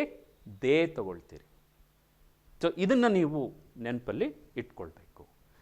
ಈ ಪಾಸ್ಟ್ ಕಂಟಿನ್ಯೂಯಸ್ ಟೆನ್ಸಿನ ಜೊತೆಗೆ ಇನ್ನೊಂದು ವಾಕ್ಯ ಪ್ರಕಾರ ನೀವು ನೆನಪಿಟ್ಕೊಳ್ಬೇಕಾಗಿರೋ ಭಾಗ ಯಾವುದು ಅಂತ ಹೇಳಿದ್ರೆ ಈ ರೀತಿಯ ಒಂದು ವಾಕ್ಯ. ಏನು ನೋಡಿ. Okay, I learn English. Ravi learns English. ಏನಿಲ್ಲಿ ವಿಶೇಷ ನೋಡಿ. ಸಬ್ಜೆಕ್ಟ್ ಮತ್ತು ವರ್ಬ್ ಅಗ್ರಿಮೆಂಟನ್ನು ಅರ್ಥ ಮಾಡ್ಕೊಳ್ಳಿಕ್ಕೆ ಇವೆರಡೂ ವಾಕ್ಯಗಳು ಒಳ್ಳೆಯ ಉದಾಹರಣೆಗಳು. ಇಲ್ಲಿ ಏನು ಬರೆದಿದ್ದೀನಿ? ರವಿ ಲರ್ನ್ಸ್ ಅಂತ ಬರೆದಿದ್ದೀನಿ. ಇಲ್ಲಿ ನಾನು ಏನು ಬರೆದಿದ್ದೀನಿ? ಐ ಲರ್ನ್ ಅಂತ ಬರೆದಿದ್ದೀನಿ. ಐ ಬಂದಾಗ ಲರ್ನ್ ಆಗತ್ತೆ, ರವಿ ಬಂದಾಗ ಲರ್ನ್ಸ್ ಆಗತ್ತೆ ಅಂತ. ಏನಿದು? ಓಕೆ, ಸ್ವಲ್ಪ ಈ ಥರದ ವಾಕ್ಯಗಳು ನಿಮಗೆ ಪರೀಕ್ಷೆಯಲ್ಲಿ ಬಂದಿರುತ್ತೆ ಮತ್ತು ತರಗತಿಯಲ್ಲೂ ಕೂಡ ಸಾಕಷ್ಟು ಚರ್ಚೆ ನಿಮಗೆ ಆಗಿರುತ್ತೆ. ಇದು ಸಿಂಪಲ್ ಪ್ರೆಸೆಂಟ್ ಟೆನ್ಸ್ನಲ್ಲಿ ಇರುವ ವಾಕ್ಯ. ಸಿಂಪಲ್ ಪ್ರೆಸೆಂಟ್ ಟೆನ್ಸ್ ಅಂತ ಹೇಳಿದ್ರೆ ನಾನು ಸ್ಟ್ರಕ್ಚರ್ ಬರಿತಾ ಇದ್ದೀನಲ್ಲ, ಹಾಗೆ ಇದರ ಸ್ಟ್ರಕ್ಚರ್ ಕೂಡ ಬರಿತೀನಿ, ಗಮನಿಸಿ. Subject plus present verb. ನೋಡಿ, ಗಮನಿಸಿ, ಇಲ್ಲಿ ಸಬ್ಜೆಕ್ಟ್ ಮತ್ತು ಪ್ರೆಸೆಂಟ್ ವರ್ಬ್ ಇದೆ. ಸಬ್ಜೆಕ್ಟ್, ಪ್ರೆಸೆಂಟ್ ವರ್ಬ್ ಇದೆ. ಇದರ ಹಿಂದೆ ಬರದ 3 ಉದಾಹರಣೆಗಳಲ್ಲಿ ಹೆಲ್ಪಿಂಗ್ ವರ್ಬ್ ಇತ್ತು, ಇಲ್ಲಿ ಹೆಲ್ಪಿಂಗ್ ವರ್ಬ್ ಇಲ್ಲ. ಸೊ ಸಿಂಪಲ್ ಪ್ರೆಸೆಂಟ್ ಟೆನ್ಸ್ನಲ್ಲಿ ಹೆಲ್ಪಿಂಗ್ ವರ್ಬ್ ಇರಲ್ಲ. ಹಾಗಿದ್ರೆ ಮೇನ್ ವರ್ಬ್ ಸ್ವತಃ ನೆಗೆಟಿವ್ ಆಗೋದಿಲ್ಲ ಅಲ್ವಾ? ಆವಾಗ ನಾವೇನು ಮಾಡಬೇಕಾಗತ್ತೆ ಅಂತ ಹೇಳಿದ್ರೆ, ಇದನ್ನು ನಾವು ನೆಗೆಟಿವ್ ಮಾಡಲಿಕ್ಕೆ ಹೆಲ್ಪಿಂಗ್ ವರ್ಬ್ಗಳನ್ನು ಹೊರಗಡೆಯಿಂದ ತರ್ತೀವಿ. ಅದು ಹೇಗಿರುತ್ತೆ ನೋಡಿ, ಅದರ ಸ್ಟ್ರಕ್ಚರ್ ಹೇಗಿರುತ್ತಪ್ಪ ಅಂದರೆ subject plus do, does, not plus present verb. Okay, ನೋಡಿ ಈ ಸ್ಟ್ರಕ್ಚರ್ ಹೀಗಾಗತ್ತೆ. ಇದು ಪಾಸಿಟಿವ್ ವಾಕ್ಯ, ಇದು ನೆಗೆಟಿವ್ ವಾಕ್ಯ. ಗಮನಿಸಿ, ಡೂ, ಡಸ್, ನಾಟ್ ತಂದಿದ್ದೇವೆ. ಇದನ್ನು ಹೇಗಪ್ಪ ನೀವು ಅರ್ಥ ಮಾಡ್ಕೊಳ್ಬೇಕು? ಈ ಉದಾಹರಣೆಯನ್ನು ಹೇಗೆ ಅರ್ಥ ಮಾಡ್ಕೊಳ್ಳೋದು? ಈ ಉದಾಹರಣೆಯನ್ನು ಹೇಗೆ ಅರ್ಥ ಮಾಡ್ಕೊಳ್ಳೋದು ಅಂತ ಹೇಳಿದ್ರೆ, ಸಿಂಪಲ್ ಪ್ರೆಸೆಂಟ್ ಟೆನ್ಸಲ್ಲಿ ಸಬ್ಜೆಕ್ಟ್ ಥರ್ಡ್ ಪರ್ಸನ್ ಸಿಂಗ್ಯುಲರ್ ಆಗಿದ್ದರೆ, ಮತ್ತೆ ಹೇಳ್ತೇನೆ, ಸಿಂಪಲ್ ಪ್ರೆಸೆಂಟ್ ಟೆನ್ಸಲ್ಲಿ ಸಬ್ಜೆಕ್ಟ್ ಥರ್ಡ್ ಪರ್ಸನ್ ಸಿಂಗ್ಯುಲರ್ ಆಗಿದ್ದಾಗ ಈ ವರ್ಬ್ ಏನು ಬರುತ್ತಲ್ಲ, ಇದನ್ನು ನಾವು ಪ್ಲೂರಲ್ ಮಾಡ್ಕೋತೇವೆ ಅಂತ. ಗೊಂದಲ ಅಂತ ಅನ್ನಿಸ್ತಾ ಇದ್ದರೆ ಯೋಚನೆ ಮಾಡಬೇಡಿ, ಇನ್ನೊಂದೆರಡು ಉದಾಹರಣೆಗಳನ್ನು ನಾನಿಲ್ಲಿ ಬರೀತೇನೆ. ಗಮನಿಸಿ, ನಿಧಾನವಾಗಿ ಅರ್ಥ ಮಾಡ್ಕೊಳ್ಳಿ. ಈ ರೀತಿಯ ವಾಕ್ಯ ಇದು ಒಂದೇ, ಹಾಗಾಗಿ ಇದೊಂದನ್ನು ವಿಶೇಷ ಅಂತ ನೀವು ನೆನಪಿಟ್ಕೊಂಡ್ರೆ ಸಾಕು. ಸೊ ನೀವು ಮರೆಯುವಂಥ ಸಂದರ್ಭ ಇಲ್ಲೇನು ಬರೋದಿಲ್ಲ. ನೋಡಿ, I speak, you speak, we speak. Okay, ಇಲ್ಲೇನಾಗತ್ತೆ? He speaks, she speaks, Ravi speaks. Okay, ಇಲ್ಲಿ ನೋಡಿ, ಐ, ಯು, ವಿ ಇದೆ. ಇದರ ಜೊತೆಗೆ ನೀವೇನು ಮಾಡ್ಬೋದು ನೋಡಿ, ಇಲ್ಲಿ ದೇ ಸೇರಿಸ್ಕೊಳ್ಳಿ. They speak, we speak. You singular plural ಎರಡು ಒಂದೇ ಅಂತ ಹೇಳಿ ನಿಮಗೆ ನೆನಪಿದೆ, ಯು ಸ್ಪೀಕ್. ಇಲ್ಲಿ ನೋಡಿ, he speaks, she speaks, Ravi speaks. ಹಾಗೆ you can make it Rani speaks, Rani speaks. So ಏನು ಅರ್ಥ ಮಾಡ್ಕೋಬೇಕು? ಸಿಂಪಲ್ ಪ್ರೆಸೆಂಟ್ ಟೆನ್ಸ್ ವಾಕ್ಯ ಬಂದಾಗ ಅದರ ಸಬ್ಜೆಕ್ಟ್ ಮತ್ತು ವರ್ಬ್ ಅಗ್ರಿಮೆಂಟ್ ದೃಷ್ಟಿಯಿಂದ ಪಾಸಿಟಿವ್ ವಾಕ್ಯದಲ್ಲಿ ಥರ್ಡ್ ಪರ್ಸನ್ ಸಿಂಗ್ಯುಲರ್ ಸಬ್ಜೆಕ್ಟ್ ಬಂದರೆ ಇಲ್ಲಿ ಬರುವಂಥ ಪ್ರೆಸೆಂಟ್ ವರ್ಬ್ ಏನಿದೆಯಲ್ಲ ಅದು ಪ್ಲೂರಲ್ ಫಾರ್ಮನ್ನು ಪಡ್ಕೊಳ್ಳುತ್ತೆ, ಎಸ್ ಅನ್ನು ಸೇರಿಸಬೇಕಾಗತ್ತೆ ಅನ್ನೋದನ್ನು ನೀವು ನೆನ್ಪಿಟ್ಕೊಳ್ಬೇಕು. ಆದರೆ ಮತ್ತೆ ಇನ್ನೊಂದು ವಿಶೇಷತೆ ಇದೆ. ಇದೇ ವಾಕ್ಯ ನೆಗೆಟಿವ್ಗೆ ಹೋದರೆ, ನೆಗೆಟಿವ್ ವಾಕ್ಯ ರಚನೆ ಆದರೆ ಒಂದು ಉದಾಹರಣೆ ಹೇಳ್ತೀನಿ, ಸಮಯದ ಅಭಾವ ಇರೋದ್ರಿಂದ ನೀವು ಇದನ್ನು ಫಾಲೋ ಮಾಡ್ತೀರಿ ಅಂತ ಹೇಳಿ ಅಂದ್ಕೊಳ್ತೇನೆ. ಇದರ ಬಗ್ಗೆ ಮತ್ತೆ ಮತ್ತೆ ನಿಮಗೆ ಸಂಶಯಗಳು ಬರುತ್ತೆ. ಆ ಸಂಶಯಗಳನ್ನು ನಿಮ್ಮ ಶಿಕ್ಷಕರ ಜೊತೆ ಮಾತಾಡಿ ಪರಿಹಾರ ಮಾಡ್ಕೋಬೇಕು. ನೋಡಿ, ಇಲ್ಲಿ ವಿ ಸ್ಪೀಕ್ ಆಯಿತಾ. ವಿ ಸ್ಪೀಕ್ ವಾಕ್ಯನ ನೀವು ನೆಗೆಟಿವ್ ಮಾಡೋದಾದರೆ we do not speak. Okay, we speak, we do not speak. Helping ವರ್ಬ್ಗಳ ಬಗ್ಗೆ ಸ್ಪಷ್ಟತೆ ಇರಲಿ. ಸಿಂಪಲ್ ಪ್ರೆಸೆಂಟ್ ಟೆನ್ಸಲ್ಲಿ ಪಾಸಿಟಿವ್ ವಾಕ್ಯ ತಗೊಂಡಾಗ ಹೆಲ್ಪಿಂಗ್ ವರ್ಬ್ ಇರಲ್ಲ. ಆದರೆ ಇಂಗ್ಲಿಷ್ ಭಾಷೆಯಲ್ಲಿ ಕ್ರಿಯೆಯನ್ನು ಸೂಚಿಸುವ ಕ್ರಿಯಾಪದ ತಾನಾಗೆ ನೆಗೆಟಿವ್ ಆಗೋದಿಲ್ಲ. ಅದನ್ನು ನೆಗೆಟಿವ್ ಮಾಡಲಿಕ್ಕೆ ನಮಗೆ ಸಹಾಯ ಬೇಕಾಗತ್ತೆ. ಇಲ್ಲಿ ಡು ನಾಟ್ ತಗೊಂಡಿದ್ದೇವೆ. ಮತ್ತು ಈ ಸ್ಟ್ರಕ್ಚರನ್ನು ಗಮನಿಸಿ, ಡೂ ಮತ್ತು ಡಸನ್ನು ನಾವಿಲ್ಲಿ ಸೇರಿಸ್ಕೊಳ್ತೀವಿ.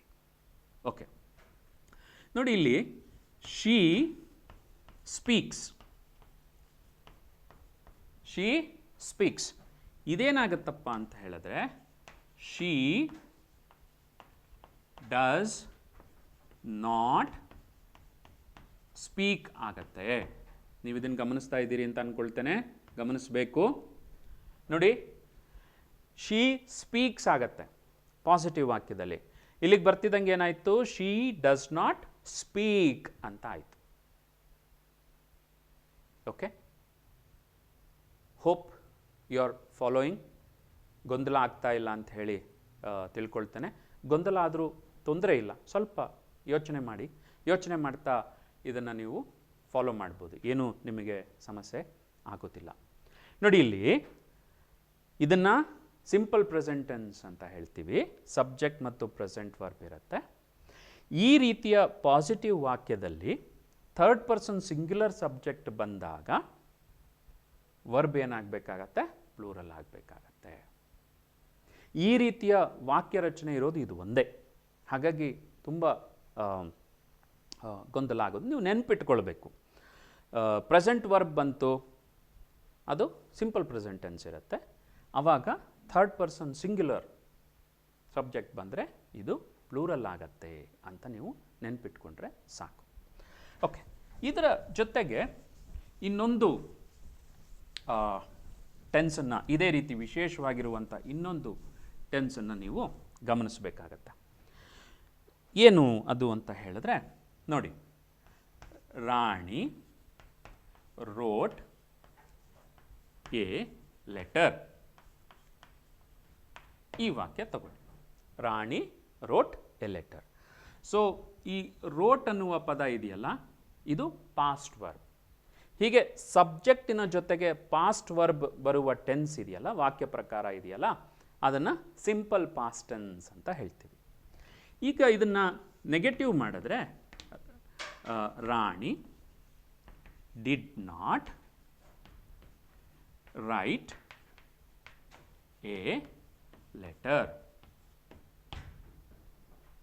ರಾಣಿ did not write a letter. ನೋಡಿ, ಇಲ್ಲೇನಾಯಿತು, did not write a letter. ಇಲ್ಲಿ ನೀವು ಯಾವುದನ್ನು ಬಳಕೆ ಮಾಡ್ಕೊಂಡ್ರಿ, ಪಾಸ್ಟ್ ವರ್ಬನ್ನು ಬಳಕೆ ಮಾಡ್ಕೊಂಡ್ರಿ. ಇಲ್ಲಿ ಯಾವುದನ್ನು ಬಳಕೆ ಮಾಡ್ತಾ ಇದ್ದೀರಿ, ಪ್ರೆಸೆಂಟ್ ವರ್ಬನ್ನು ಬಳಕೆ ಮಾಡ್ತಾ ಇದ್ದೀರಿ. Okay, wrote did not right. Subject verb agreement ಅಂತ ಹೇಳಿದಾಗ ಇದಿಷ್ಟನ್ನೂ ನಾವು ನೆನಪಿಟ್ಕೊಳ್ಬೇಕು. ಸೊ ಒಂದೊಂದು ಟೆನ್ಸಿಗೂ ಅದರದ್ದೇ ಆದಂಥ ಸ್ಟ್ರಕ್ಚರ್ ಇರುತ್ತೆ. ನೀವಿದನ್ನು ಅರ್ಥ ಮಾಡ್ಕೊಳ್ಬೇಕು. ಟೆನ್ಸ್ಗಳ ಬಗ್ಗೆ ನಾನು ಇನ್ನೊಂದು ವಿಡಿಯೋ ತರಗತಿಯನ್ನು ಕೊಡ್ತೇನೆ. ಅಲ್ಲಿ ಇನ್ನಷ್ಟು ನಿಮಗೆ ಮಾಹಿತಿಯನ್ನು ನಾನು ತಿಳಿಸ್ಲಿಕ್ಕೆ ಅನುಕೂಲ ಆಗುತ್ತೆ. ಸೊ ಇದರ ಸ್ಟ್ರಕ್ಚರ್ ಹೇಗೆ ತಗೋತೀರಿ ನೋಡಿ, subject plus past verb, subject plus past verb. ಇದರ ನೆಗೆಟಿವ್ ಹೇಗಿರುತ್ತಪ್ಪ ಅಂತ ಹೇಳಿದ್ರೆ subject plus did not plus present verb. Okay, so ಇಲ್ಲಿ ನೀವು ಗಮನಿಸಬೇಕಾಗಿರೋದೇನು, ಡಿಡ್ ನಾಟ್ ಬಂತು, ಆಮೇಲೆ ಏನು ಬಂತು, ಪ್ರೆಸೆಂಟ್ ವರ್ಬ್ ಬಂತು. ಇದರ ಹಿಂದೆ ನಾನು ನಿಮಗೆ ಕೊಟ್ಟ ಉದಾಹರಣೆ ಯಾವುದು, ಸಿಂಪಲ್ ಪ್ರೆಸೆಂಟ್ ಟೆನ್ಸ್. ಈಗ ಕೊಡ್ತಾ ಇರುವ ಉದಾಹರಣೆ ಯಾವುದು, ಸಿಂಪಲ್ ಪಾಸ್ಟ್ ಟೆನ್ಸ್. ಈ ಎರಡೂ ಟೆನ್ಸ್ಗಳು ಬಹಳ ವಿಶೇಷವಾದಂತಹ ಕಾಲಸೂಚಕ ವಾಕ್ಯಗಳು. ಟೆನ್ಸ್ ಅಂತ ಹೇಳಿದ್ರೆ ಕಾಲಸೂಚಕ ವಾಕ್ಯಗಳು ಅಂತ ನಾನು ನಿಮ್ಮ ಗಮನಕ್ಕೆ ಈಗಾಗಲೇ ತಂದಿದ್ದೇನೆ. ಇವು ಭಾಳ ಫಿಕ್ಸ್ಡ್ ಆದಂಥ ಯೂಸೇಜ್. ಸದ್ಯ ಈ ಥರದ್ದು ಎರಡು ಸ್ಟ್ರಕ್ಚರ್ ಇದೆ ಇಂಗ್ಲೀಷ್ನಲ್ಲಿ, ಹಾಗಾಗಿ ಗೊಂದಲ ತುಂಬ ಕಡಿಮೆ. ಸೊ ಈ ಎರಡನ್ನ ನೀವು ವಿಶೇಷವಾದಂಥ ವಾಕ್ಯ ಪ್ರಕಾರಗಳು ಅಂತ ನೆನ್ಪಿಟ್ಕೊಂಬಿಡಿ. ಅರ್ಥ ಆಗ್ತಿದೆಯಾ? ಎಕ್ಸೆಪ್ಷನ್ ಅಂತ ಇಟ್ಕೊಳ್ಳಿ. ಇಂಥದ್ದಿರೋದು ಎರಡೇ. ಐ ರಿಪೀಟ್, ಈ ಥರದ ಸ್ಟ್ರಕ್ಚರ್ ನಮಗಿಲ್ಲಿರೋದು ಎರಡೇ. ಒಂದು ಸಿಂಪಲ್ ಪ್ರೆಸೆಂಟ್, ಇನ್ನೊಂದು ಸಿಂಪಲ್ ಪಾಸ್ಟ್. ಸಿಂಪಲ್ ಪ್ರೆಸೆಂಟಲ್ಲಿ ಏನಾಗುತ್ತೆ, ಪಾಸಿಟಿವ್ ವಾಕ್ಯದಲ್ಲಿ ಥರ್ಡ್ ಪರ್ಸನ್ ಸಿಂಗ್ಯುಲರ್ ಸಬ್ಜೆಕ್ಟ್ ಬಂದಾಗ ವರ್ಬ್ ಏನಾಗ್ಬಿಡುತ್ತೆ, ಪ್ಲೂರಲ್ ಆಗುತ್ತೆ. I speak English, you speak English, she speaks English ಆಗುತ್ತೆ. ಹಾಗೆ ಅದನ್ನು ನೆಗೆಟಿವ್ ಮಾಡಿದ್ರೆ I do not speak English, she does not speak English. So does not ಬರ್ತಿದ್ದ ಹಾಗೆ ಸ್ಪೀಕ್ಸ್ ಇದ್ದದ್ದೇನಾಗುತ್ತೆ, ಸ್ಪೀಕ್ ಆಗತ್ತೆ. ಇದನ್ನು ಗಮನಿಸ್ಕೋಬೇಕು. ಇದೇ ರೀತಿ ವಿಶೇಷವಾಗಿರುವ ಟೆನ್ಸ್ ಯಾವುದು ಇಂಗ್ಲೀಷ್ನಲ್ಲಿ, simple past tense. Simple past ಟೆನ್ಸಿಗೆ ಬಂದಾಗ ಏನಾಗುತ್ತೆ ನಿಮಗಲ್ಲಿ, ಪಾಸಿಟಿವ್ ವಾಕ್ಯ ಹೇಗಿರುತ್ತೆ, ಐ ರೋಟ್ ಎ ಲೆಟರ್. ಅದನ್ನು ನೆಗೆಟಿವ್ ಮಾಡಿದಾಗ ಏನಾಗುತ್ತೆ, I did not write a letter ಆಯಿತು. ರೋಟ್ ಇದ್ದ ಪದ ಏನಾಗುತ್ತೆ, ರೈಟ್ ಆಗತ್ತೆ. ಸೊ ಇದನ್ನು ನೀವಿಲ್ಲಿ ಗಮನಿಸ್ತೀರಿ ಅಂತ ಹೇಳಿ ಅಂದ್ಕೊಂಡಿದ್ದೇನೆ. ತುಂಬ ಗೊಂದಲ ಅಂತ ನಿಮಗೆ, you may feel little confused ಅಂತ ನಿಮಗೆ ಅನಿಸಿದ್ರೂ ತುಂಬ ಕನ್ಫ್ಯೂಷನ್ಗಿಲ್ಲೇನು ಅವಕಾಶ ಇರಲ್ಲ. ಆದರೆ ಇದಕ್ಕಿಂತ ಸರಳವಾದಂತಹ ದಾರಿನೂ ಕೂಡ ಕಷ್ಟ. ಇದು ಹೆಚ್ಚು ನಿಮಗೆ ಫಸ್ಟ್ ಇಯರ್ನ ವರ್ಕ್ ಬುಕ್ನಲ್ಲಿ ಮಾಹಿತಿ ಇದೆ. ಸೆಕೆಂಡ್ ಇಯರ್ನ ವರ್ಕ್ ಬುಕ್ನಲ್ಲಿ ಕೂಡ ಇದರ ಬಗ್ಗೆ ಚರ್ಚೆ ನಡೆಯುತ್ತೆ. ಸಬ್ಜೆಕ್ಟ್ ಆ್ಯಂಡ್ ವರ್ಬ್ ಅಗ್ರಿಮೆಂಟ್ ಅಂತ ಹೇಳಿ. ಇಲ್ಲಿ ಸ್ಟೂಡೆಂಟ್ಸ್, ಒಂದು ವಿಷಯ ನೀವೇನು ಗಮನಿಸಬೇಕು ಅಂತ ಹೇಳಿದ್ರೆ, ಯಾಕೆ ಇದನ್ನು ನಾವು ಹೀಗೆ ವಿವರವಾಗಿ ಅರ್ಥ ಮಾಡಿಕೊಳ್ಬೇಕು, ಯಾಕೆ ಇದನ್ನು ನಾನು ನಿಮಗೆ ಹೀಗೆ ವಿವರವಾಗಿ ಕಲಿಸುವ ಯತ್ನ ಮಾಡ್ತಾ ಇದ್ದೇನೆ ಅಂತ ಹೇಳಿದ್ರೆ, ಇದು ಪರೀಕ್ಷೆಯಲ್ಲಿ 3 ವಾಕ್ಯಕ್ಕೆ ಅಥವಾ 3 ಅಂಕಗಳಿಗೆ ಅಥವಾ 4 ಮಾರ್ಕಿಗೆ ಅಷ್ಟೇ ನೀವು ಯೋಚನೆ ಮಾಡಲಿಕ್ಕೆ ಬರೋದಿಲ್ಲ. ಹೇಗೆ ಇದು ಮುಖ್ಯ ಅಂತ ಹೇಳಿದ್ರೆ, ನಿಮಗೀಗ ನೀವೊಂದು ಉತ್ತರವನ್ನು ಹೇಳಬೇಕು, ಒಂದು ಉತ್ತರವನ್ನು ಬರೀಬೇಕು ಅಂತಿದ್ದೀರಿ ಅಂತ ಇಟ್ಕೊಳ್ಳಿ. ಈಗ ಬಾಬರ್ ಅಲಿ ಅನ್ನುವ ವ್ಯಕ್ತಿಯ ಬಗ್ಗೆ ನೀವು ಹೇಳಬೇಕು. So Babar Ali is the world's youngest head master ಅಂತ ನೀವು ಹೇಳ್ತೀರಿ. ಸೊ ಬಾಬರ್ ಅಲಿ ಈಸ್ ಅಂತ ತಗೊಂಡ್ರಿ. ಹಾಗೆ Babar Ali goes to college ಅಂತ ತಗೊಂಡ್ರಿ. Babar Ali goes to college. ನೋಡಿ ಎಷ್ಟು ಆ ಒಂದು ವಾಕ್ಯ ಹೇಳಬೇಕಾದ್ರೆ ನಿಮಗೆ ಬಾಬರ್ ಅಲಿ ಇರೋದ್ರಿಂದ ಗೋಸ್ ಅಂತ ಬರಬೇಕು. ಬಾಬರ್ ಅಲಿ ಟೀಚರ್ಸ್ 800 ಸ್ಟೂಡೆಂಟ್ಸ್ ಅಲ್ವಾ? ನೋಡಿ, ಅರ್ಥ ಮಾಡ್ಕೊಳ್ಳಿ. ಹಾಗೆ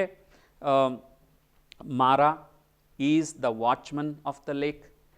Mara is. Okay, Mara and Ganga are taking care of the lake. ನೋಡಿ, Mara is taking care, Ganga is taking care, Mara and Ganga are taking care ಅಲ್ವಾ? ಸೊ ನೀವು ಯಾವುದೇ ಉತ್ತರವನ್ನು ಎಕ್ಸಾಮಿನೇಷನ್ ದೃಷ್ಟಿಯಿಂದನೇ ಯೋಚನೆ ಮಾಡೋಣ. 1 ಮಾರ್ಕಿನ ಅಂಕ ಸೆಂಟೆನ್ಸಲ್ಲಿ ಬರಿಬೇಕಾ? 4 ಮಾರ್ಕ್ಸಿನ ಪ್ರಶ್ನೆಗಳಿಗೆ ನೀವು ಒಂದು 80 ಪದಗಳನ್ನಾದರೂ ಬರಿಬೇಕಾ? Let's say around 10 sentences or 20 sentences. So whenever you think of sentence, you have to think of subject and you have to think of verb, isn't it? ನೀವು ಸೆಂಟೆನ್ಸ್ ಅಂತ ಯೋಚನೆ ಮಾಡ್ತಿದ್ದ ಹಾಗೇನೆ ಅಲ್ಲೇನು ಯೋಚನೆ ಮಾಡಬೇಕಾಗತ್ತೆ? ಸಬ್ಜೆಕ್ಟ್ ಮತ್ತು ವರ್ಬನ್ನು ಯೋಚನೆ ಮಾಡಲೇಬೇಕಾಗತ್ತೆ. ನಾನು ನಿಮ್ಗೆ ಇದನ್ನು ಈಗಾಗಲೇ ವಿವರಿಸಿ ಹೇಳಿದ್ದೇನೆ. ವಾಕ್ಯದಲ್ಲಿ ಆಬ್ಜೆಕ್ಟ್ ಇಲ್ಲದೇ ಇದ್ದರೂ ನಡೆಯುತ್ತೆ, ಅಥವಾ ಆಬ್ಜೆಕ್ಟ್ ಇರಬೇಕಾದಂಥ ಅನಿವಾರ್ಯತೆ ಇರಲ್ಲ. ಆದರೆ ಸಬ್ಜೆಕ್ಟ್ ಮತ್ತು ವರ್ಬ್ ಅಂತೂ ಇರಲೇಬೇಕು. ಈ ಎರಡು ಅಂಶಗಳು ಅಲ್ಲಿ ಇರೋದ್ರಿಂದ ಆ ಎರಡು ಅಂಶಗಳಲ್ಲಿ ಹೊಂದಾಣಿಕೆ ತರೋದು ತುಂಬ ಮುಖ್ಯ ಆಗತ್ತೆ. ಆ ಕಾರಣಕ್ಕೋಸ್ಕರ ನಿಮಗೆ ಈ ಸಬ್ಜೆಕ್ಟ್ ಮತ್ತು ವರ್ಬ್ ಅಗ್ರಿಮೆಂಟ್ ನಿಮಗೆ ಬೇಕಾಗತ್ತೆ.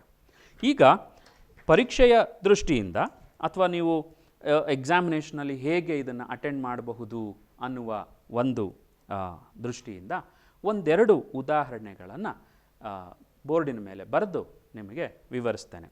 ನೋಡಿ, ಒಂದು ವಾಕ್ಯನ ತಗೊಳ್ಳೋಣ. ಹೇಗೆ ನೋಡಿ, ಮಾರ ಡ್ಯಾಶ್, ಇಲ್ಲಿ ಹೀಗಿರುತ್ತೆ: was, were, hiding behind a tree. ಈಗ ನಿಮಗೆ ಈ ಎರಡರಲ್ಲಿ ಅಪ್ರೋಪ್ರಿಯೇಟ್ ಆದಂತಹ ವರ್ಬ್ ಯಾವುದು?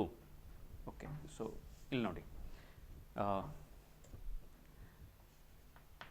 ಹೈಡಿಂಗ್. ಸೊ ಮಾರ ಹೈಡಿಂಗ್. ಸೊ ಇಲ್ಲಿ ನೀವು ಯಾವುದನ್ನು ತಗೊಳ್ಬೇಕಾಗತ್ತೆ? ಮಾರ ಸಿಂಗ್ಯುಲರ್, ನೌನ್ ಸಿಂಗ್ಯುಲರ್. ಹಾಗಾಗಿ ವಾಸ್ ಮತ್ತು ವರ್ನ ನಡುವೆ ಆಯ್ಕೆ ಬಂದಾಗ ನೀವು ಏನನ್ನು ಬರಿಬೇಕಾಗತ್ತೆ? ಇಲ್ಲಿ ವಾಸ್. ಮಾರ was hiding behind a tree ಅಂತ ನೀವಿಲ್ಲಿ ತಗೊಳ್ಬೇಕಾಗತ್ತೆ. ಹಾಗೆ ಇನ್ನೊಂದು ವಾಕ್ಯನ ನಾನು ಬರೀತೇನೆ.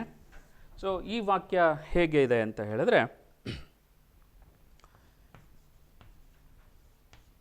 the school boy dash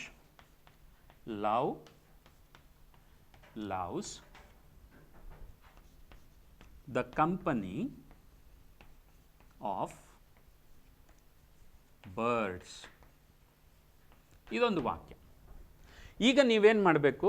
the school boy loves the company of birds. ಈಗ ನಿಮ್ಮ ಕೆಲಸ ಏನಾಗತ್ತಪ್ಪ ಪರೀಕ್ಷೆಯಲ್ಲಿ ಅಂತ ಹೇಳಿದ್ರೆ, ಈ ಎರಡರಲ್ಲಿ ಲವ್ ಮತ್ತು ಲವ್ಸ್ ಇದರಲ್ಲಿ ಯಾವುದು ಇಲ್ಲಿಗೆ ಸೂಕ್ತವಾದಂತಹ ಕ್ರಿಯಾಪದ ಅಂತ ನೀವು ನೋಡಬೇಕು. ಈ ಸ್ಕೂಲ್ ಬಾಯ್ ಅನ್ನೋದು ಸಿಂಗ್ಯುಲರ್ ಆಗಿರೋದ್ರಿಂದ ನೀವಿಲ್ಲಿ ಏನು ತಗೊಳ್ಬೇಕಾಗತ್ತೆ? ಲವ್ಸ್ ತಗೊಳ್ಬೇಕಾಗತ್ತೆ. ಸೊ ಇದನ್ನು ನಾನು ನಿಮಗೆ ಎಕ್ಸ್ಪ್ಲೈನ್ ಮಾಡಿದ್ದೇನೆ. ಇದು ಯಾವುದಿದು? Subject plus present verb. ಇಲ್ಲಿ ಸ್ಕೂಲ್ ಬಾಯ್ ಇರೋದ್ರಿಂದ ಥರ್ಡ್ ಪರ್ಸನ್ ಸಿಂಗ್ಯುಲರ್ ಆಗಿರೋದ್ರಿಂದ ಈ ವರ್ಬ್ ಏನಾಗಬೇಕಾಗತ್ತೆ? ಪ್ಲೂರಲ್ ಆಗುತ್ತೆ, ಲವ್ಸ್ ಆಗುತ್ತೆ. ಓಕೆ, ಒಂದು ವೇಳೆ ಈ ವಾಕ್ಯನ ಸ್ವಲ್ಪ ಬದಲಾಯಿಸ್ಕೊಂಡ್ಬಿಡೋಣ. ದ ಸ್ಕೂಲ್ ಬಾಯ್ಸ್ ಅಂತಿದ್ರೆ ಅವಾಗೇನಾಯ್ತಿದು? ಸ್ಕೂಲ್ ಬಾಯ್ಸ್ ಅಂತಿದ್ರೆ ಪ್ಲೂರಲ್ ಆಯ್ತಲ್ವಾ? ಅವಾಗ ಇದಕ್ಕೆ ಹೊಂದುವ ವರ್ಬ್ ಯಾವುದು? Love. The school boys love the company of birds. ನೋಡಿ, ಸಬ್ಜೆಕ್ಟ್ ಮತ್ತು ವರ್ಬ್ ಅಗ್ರಿಮೆಂಟನ್ನು ನಾವು ನೋಡ್ತಾ ಇರೋದು ಹೀಗೆ. ಸೊ ನಿಮಗಿದು ಅರ್ಥ ಆಗ್ತಾ ಇದೆ, ಪರೀಕ್ಷೆ ದೃಷ್ಟಿಯಿಂದ ಅರ್ಥ ಆಗ್ತಾ ಇದೆ ಒಂದು ಪಾರ್ಟ್. ಇನ್ನೊಂದು, ಈ ಥರದ ವಾಕ್ಯಗಳನ್ನು ಇಂಗ್ಲೀಷ್ನಲ್ಲಿ ನಾವು ಬಳಸಲೇಬೇಕಲ್ವಾ? ಮಾತಾಡಬೇಕಾದ್ರೆ, ಬರಿಬೇಕಾದ್ರೆ. ಪರೀಕ್ಷೆ ಅಂತಲೇ ನಾವು ಯೋಚನೆ ಮಾಡೋದಿಲ್ಲಲ್ಲ, ಭಾಷೆಯನ್ನು ಬಳಸ್ತೀವಿ. ಬಹುಶಃ ನಿಮ್ಮೆಲ್ಲರ ಗುರಿನೂ ಕೂಡ ಇಂಗ್ಲೀಷನ್ನು ಸಮರ್ಥವಾಗಿ ಬಳಸುವ ಗುರಿ ಅಂತ ಅಂದ್ಕೊಳ್ತೀನಿ. You all want to be good users of English language, ಹೌದಲ್ಲ? ಆಗ ನೀವು ಈ ವಾಕ್ಯವನ್ನು ಹೀಗೆ ಅರ್ಥ ಮಾಡ್ಕೋಬೇಕಾಗತ್ತೆ. ಓಕೆ, ಮತ್ತೊಂದು ಉದಾಹರಣೆಯನ್ನು ಕೊಡ್ತೇನೆ. ಈ ಉದಾಹರಣೆಗಳು ನಿಮಗೆ ಇಂಡಿಕೇಟರ್ಸ್ ಅಷ್ಟೇ. ಈ ಇಂಡಿಕೇಟರ್ಸನ್ನು ಇಟ್ಕೊಂಡು ಒಂದು ಎಕ್ಸಾಂಪಲ್ ಆಗಿ ಇಟ್ಕೊಂಡು ಇನ್ನಷ್ಟು ವಾಕ್ಯಗಳನ್ನು, ಇನ್ನಷ್ಟು ಎಕ್ಸಸೈಸಸನ್ನು, ಎಕ್ಸಾಂಪಲ್ಸನ್ನು ನಿಮ್ಮ ವರ್ಕ್ ಬುಕ್ಕಲ್ಲಿ ಗಮನಿಸಬೇಕಾಗತ್ತೆ. ಓಕೆ, ಈಗ ನೋಡಿ, children dash have has books ಅನ್ನುವ ಒಂದು ವಾಕ್ಯ ಇದೆ.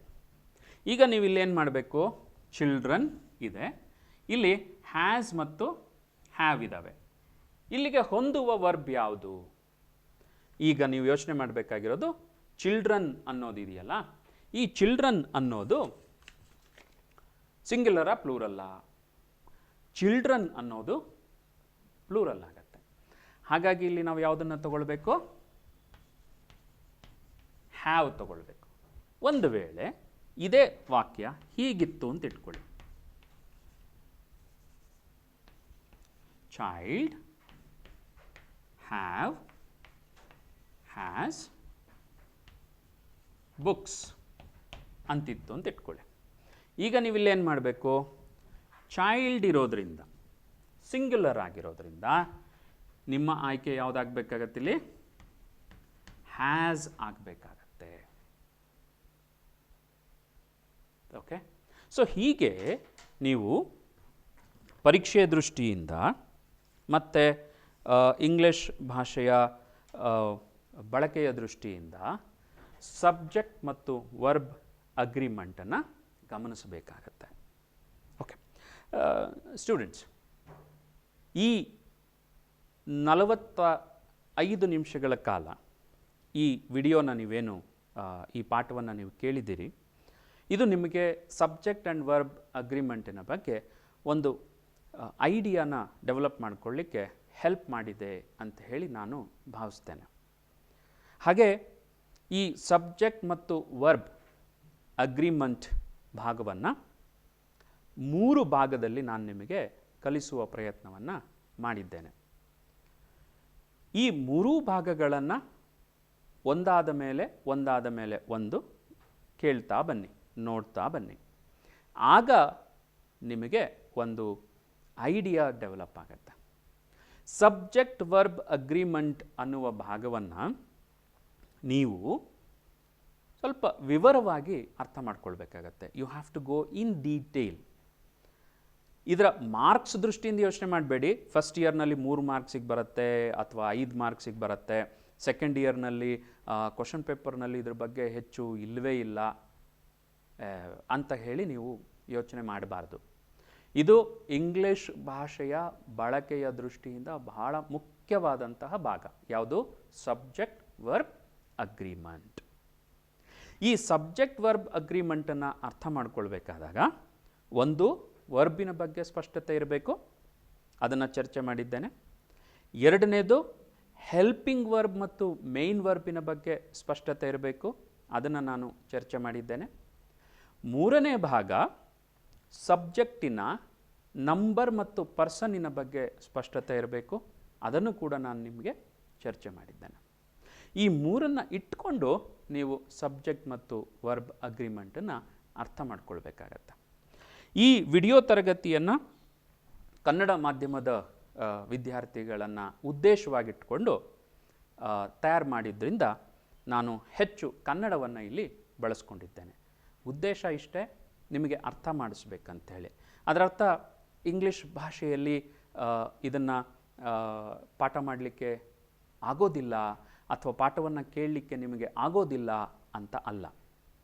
ನಾನು ನಿಮ್ಗಾಗಲೇ ಹೇಳಿದೆ, ನೋನ್ ಟು ಅನ್ನೋನ್, ಗೊತ್ತಿರುವುದರಿಂದ ಗೊತ್ತಿಲ್ಲದರ ಕಡೆಗೆ ನಾವು ಹೋಗಬೇಕು ಅಂತ ಹೇಳಿ. ಈಗ ನಿಮಗೆ ಕನ್ನಡ ಭಾಷೆ, ನಿಮ್ಮ ಮಾತೃಭಾಷೆ ನಿಮಗೆ ಚೆನ್ನಾಗಿ ತಿಳಿದಿರುತ್ತೆ. ಅದರ ಸಹಾಯ ತಗೊಂಡು ಇಂಗ್ಲೀಷನ್ನು ಗ್ರಹಿಸ್ಕೋಬೇಕು. ಆದರೆ ಮತ್ತೆ ಕನ್ನಡದಲ್ಲೇ ಉಳಿಬಾರ್ದು. ಕನ್ನಡದಲ್ಲೇ ಉಳಿದ್ಬಿಟ್ರೆ ಇಂಗ್ಲೀಷ್ ಭಾಷೆಯ ಬಳಕೆ ಸಾಧ್ಯ ಆಗೋದಿಲ್ಲ. ನೀವು ಕನ್ನಡದ ಸಹಾಯವನ್ನು ತಗೊಂಡು ಇಂಗ್ಲೀಷ್ ಬಳಕೆಯ ಕಡೆಗೆ ಹೆಜ್ಜೆಗಳನ್ನು ಹಾಕಬೇಕು. ಆ ಹೆಜ್ಜೆ ನೀವು ಹಾಕಲಿಕ್ಕೆ ಸಹಾಯ ಆಗಲಿ, ಹೆಲ್ಪ್ ಆಗಲಿ ಅನ್ನೋ ಕಾರಣಕ್ಕೆ ನಾನು ಈ ತರಗತಿಯನ್ನು ಕನ್ನಡ ಭಾಷೆಯನ್ನು ಹೆಚ್ಚು ಬಳಸಿಕೊಂಡು ನಿರ್ವಹಿಸಿದ್ದೇನೆ. ಆದರೆ ಉದ್ದೇಶ ನೀವು ಇಂಗ್ಲಿಷ್ ಮತ್ತು ಕನ್ನಡ ಮಿಶ್ರಿತ ಭಾಷೆಯನ್ನು ಬಳಸಬೇಕು ಅಥವಾ ಮಾತಾಡಬೇಕು ಅಂತ ಅಲ್ಲ. ಕನ್ನಡದ ಸಹಾಯದಿಂದ ಇಂಗ್ಲಿಷ್ ಭಾಷೆಯ ಸಮರ್ಥ ಬಳಕೆದಾರರಾಗಿ ನೀವು ಬದಲಾಗಬೇಕು ಅನ್ನುವ ಗುರಿ ಅಷ್ಟೆ. ಹಾಗಾಗಿ ನಾನು ಕನ್ನಡವನ್ನು ಇಲ್ಲಿ ಹೆಚ್ಚು ಸಹಾಯಕ್ಕೆ ಪಡ್ಕೊಂಡಿದ್ದೇನೆ.